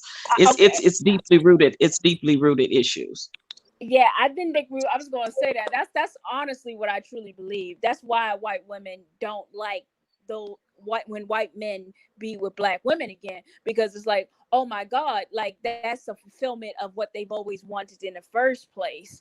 Oh yeah, because that really is you're tossing them to the side to go to the woman you've always really wanted in the first place. And having that and that sexual jealousy that was always there, and it's blatantly apparent. Yeah, that gets that they can't move past it no more. There's no laws to prevent that from happening. And I really and truly feel that's how a lot of white women feel, like that old slave. Like, yeah, they not only have to sit with the guilt of what they've what the entire white American femininity is built on. You sitting there and watching as not only Black women but indigenous women as well are getting raped, killed, and all kinds of slaughtered while you're sitting there, and then you're having sexual jealousies from it, and you're not doing anything about it, and yet you'll have sex with our men of color, falsely accuse them of rape, and then let your men trying to protect your so-called virtue burn down. Right. Burn Yep. that. That's what your whole. Absolutely. It keeps happening, you know, and then. But the whole time you want the Black man, but you're just jealous of the white. But you only really want the commercial value of what the white man offers you, not really him. And that's what I'm saying. It's just so convoluted, and in my That's generation, just it. it's just I'm sorry. in I was my just gonna say that. I'm sorry. I was just gonna say that's it. That they don't want. They are mad that now that white men and Black women are more common, that we're gonna get those perks that white women normally get when they marry a white man. pretty much, and that's it, and that's it, and that's it. And you see, and there's so many ways Black women can't. You can't compare us because we're so different. I mean, even on a psychological level, the system is built to protect white women's psyche, and that's just how it is. Black women who go through psychological stuff, especially a lot of Black girls who've been on the fringe. Oh, honey, you can't compete with that. I mean, when I think of what's that girl, the track star, Sha'Carri Richardson, she's the sixth fastest woman in that history of that field. She has confidence like nobody else. She's the sixth fastest woman in the history of that sport. Of course she is. You think she cares that she got dead last? No, nobody is. Now, has she been a white woman with that kind of level of confidence, just like Ronda Rousey when she got after having so much confidence and being on top and losing? They would have never, they always want to humble Black women, but it's like, no, because people is a certain dynamic part of Black American women, because I do notice like other Black women from around the world don't have that kind of superstar quality that we're just like, no, we take up the field, we take up the space, and it's just you can't compare those two. Even Miss Sandy, I love Miss Sandy. Miss Sandy is still a superstar in her own right. She still holds space, and that's a quality about us that you can't really compete with. Even when you see other black diasporas, Black American women still hold our own. This is why you still see our slang dominating other slangs. How many times have you seen other diasporas infect Black American culture and we start being like them? Very few. Very, very few. Jamaican culture is about the only one I can say Black Americans kind of borrowed things from. But other than that, it's very few. And that's if you're Afrocentric, But there's a lot of things going on, and so when you're comparing all these different things and the diasporas and the ethnicities, that's why when we talk about cultural appropriation, that's why white women don't police it. Because if you police cultural appropriation and force them to stay in their their whiteness, it's plain. It's plain, because like I just said, in sexuality, what is always more attractive? That diverse women. Now, if you got a bunch of sisters who know how to do the dada, who know how to shake and do all kinds of stuff, and it doesn't even have to be. I'm not talking about Cardi B type stuff. I'm talking about you can just do old school Carmen Miranda. You can do old school Eartha Kitt, because Eartha Kitt had Orson Welles wrapped around her finger, honey. Now, if you want to talk about some Well, you know what? Black women are a jack of all trades. So if you're gonna be a white woman in America and be spoiled and cuddled the entire time of your existence, and then you finally start to break ground and get in the workforce and all that, you're not gonna catch up to us, because Black women have always been in the workforce. We always did dual things at the same time, triple things at the same time. And I think it's a lot of inferiority complex, not a superiority complex, but an inferiority complex a lot of white women have against black women. Yeah, and if you look at Eartha Kitt's I, history, Eartha Kitt is biracial. She was a product of her black mom being raped by a white man, and then she ended up marrying a white Jewish man and having a biracial daughter. Eartha Kitt did. So if you YouTube her history, it's pretty interesting. And when she oh spoke yeah. up and fought for civil liberties and black rights and things like that, she got in major trouble and had to be exiled overseas for a while. They blackballed her. She couldn't work in the United Yeah, States. It I was, yeah, her story is very all that. interesting. Yeah, I really and do like Eartha Kitt. when Johnson was president, she upset him, and Hmm. yeah, I guess they brought her in, and she didn't say what they wanted her to. They wanted her to be politically correct, and she gave it Yes, and straight off she the did. hip as a black woman in America whose mom was raped by a white man, and she just spoke up for her black power and her black side, because nobody really knew that she was even biracial because she looks black. It's a lot of people to this day don't know that she's really biracial. And then end up, you don't do that as a black woman and you got a white husband. You know, you don't no, you don't do that. But she did it, and then she had to go overseas. Yeah. I mean, they I blackballed like her in the Eartha United States of Kitt. America. I read in a And magazine let's get back article to years ago. She was asked why she never dated black men, and she said, "It's not that I didn't want to date black men; they didn't want to date me." And that was the day I looked at Harry Belafonte totally different. He told her that there was nothing that she could do for him that elevated his career in Hollywood. And Oh so wow. Wow, I'm I not never heard surprised many at that of the that. black story. men, yeah. And actually, speaking of Eartha Kitt, I actually painted a fish, and it's dedicated to Eartha Kitt. It's called a earth fish, but it's kind of funny that you all mentioned Eartha Kitt. But yeah, she has an intriguing story, and it's very interesting. It's a very interesting read, and you'll get to know more about her. It's Hmm. like she's yeah, right there with you when she's speaking. Oh and she was yeah. Yeah. Catwoman too. Oh yeah. She was the best I didn't Catwoman really ever. like Oh Yeah, she yeah, was. Catwoman. I She she was. didn't. I was. only saw in Boomerang. I'm sorry. I only saw in Yeah, Boomerang, and I wasn't interested. I was like, oh my God, what? No, I honey, didn't. watch I her in don't. the I old honestly Batman did. movie. April, I yeah, watch don't her like in a Batman old. movie. I'm sorry. No, I don't just but like I'm just kind of telling you, like. watch her. No, not yeah. like Oh, don't watch the whole movie. I'm sorry. saying just watch a little bit of expert of her playing Okay. Catwoman, and I Yeah, promise you will fall in love with her character. I I did, and thought she her was in the pictures were beautiful. 1960s. What you say, Yeah, Brent? look. Yeah, she was in the look at the Batman show, the 1960s version, Oh yeah. Mm-hmm. Batman and Robin. Mhm. Yeah, she played Catwoman for a while. She I was the thought Wasn't she best they that in an ever did it. uproar about that when she was the one that was cast as Catwoman for a while? Wasn't it like people complaining about that when that happened? I'm Yeah, sure Yeah. because they were. they wanted a white Catwoman, which that Meredith woman ended up taking Yeah, Eartha Kitt after Eartha Kitt's reign. But at first they wanted a white woman because of course you got a white Batman and Robin, right? But she got that part, and I mean she worked it. She slant, and then after her reign, what that Meredith somebody lady came and played. She was yeah. a white lady. She came and played after Eartha Kitt.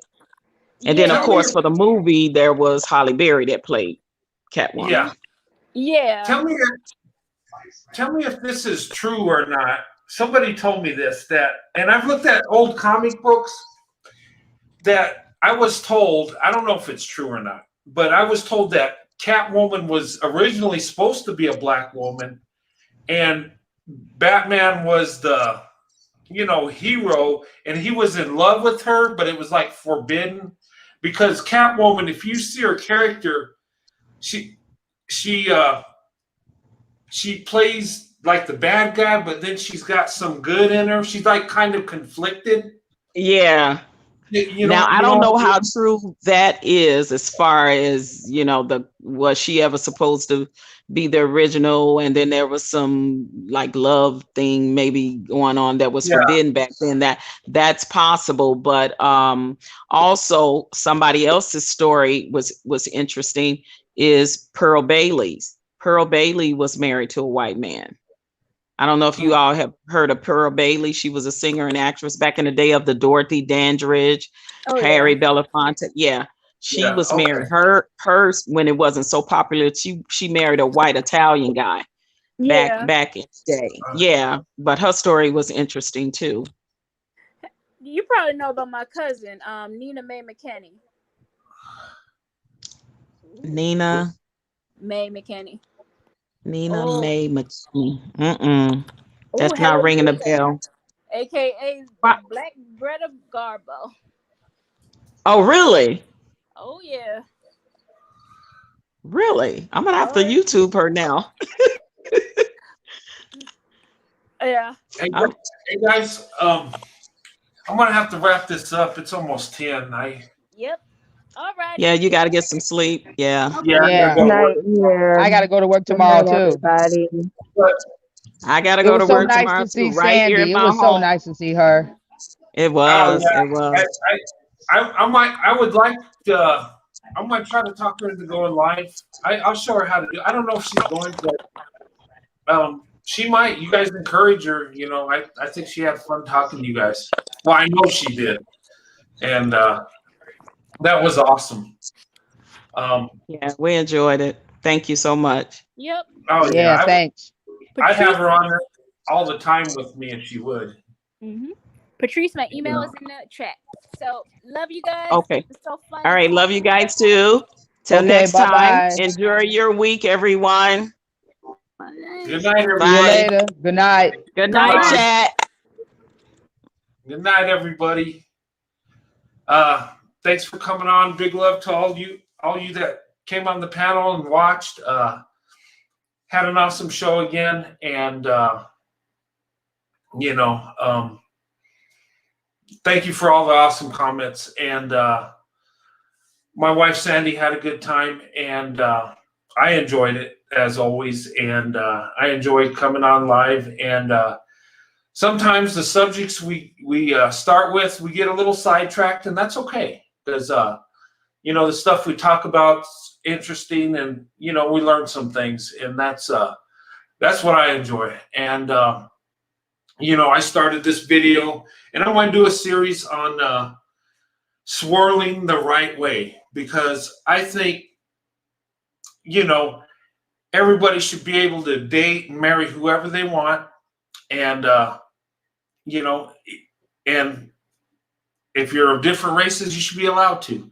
And we should have our space. And you know what?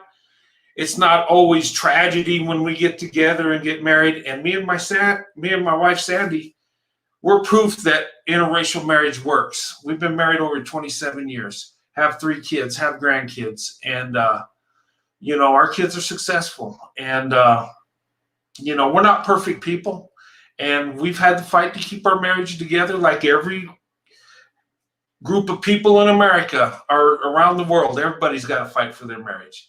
And when 2 people put 100% together, it don't matter what race they are, whether they're the same race, different race, it can work. So my message is, swirl the right way, and you can get a blessing out of it. And interracial marriages between black men or black women and white men are the most successful right now. Will that always be? I don't know. It could always change up at any time. It depends on people's character. Not to go in on any group.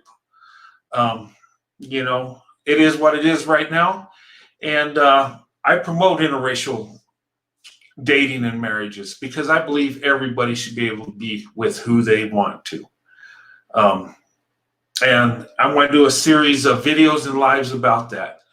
And coming in the, weeks to come. So I'll be going live again next Sunday. I'll probably do a Saturday night live also. I always do. I try to do 2 lives a week. With me working, I can't go live as much, but at least 2 a week, and probably drop a video or something. But you know, I like, you know, these jump on videos, real educational. I love you guys, you know, and you guys make my day. And you make this channel fun. You make it, you know, exciting. And you know, this is a platform. You're in interracial relationships. You're welcome. Place that you can talk and, you know, give your perspective. And everybody on this panel supports you. And, you know, it's just a blessing. And I just want to say good night. And thank you for watching. Thank you for coming on the panel. And thank you for your comments. And God bless each and every one of you and your families. Have a good night.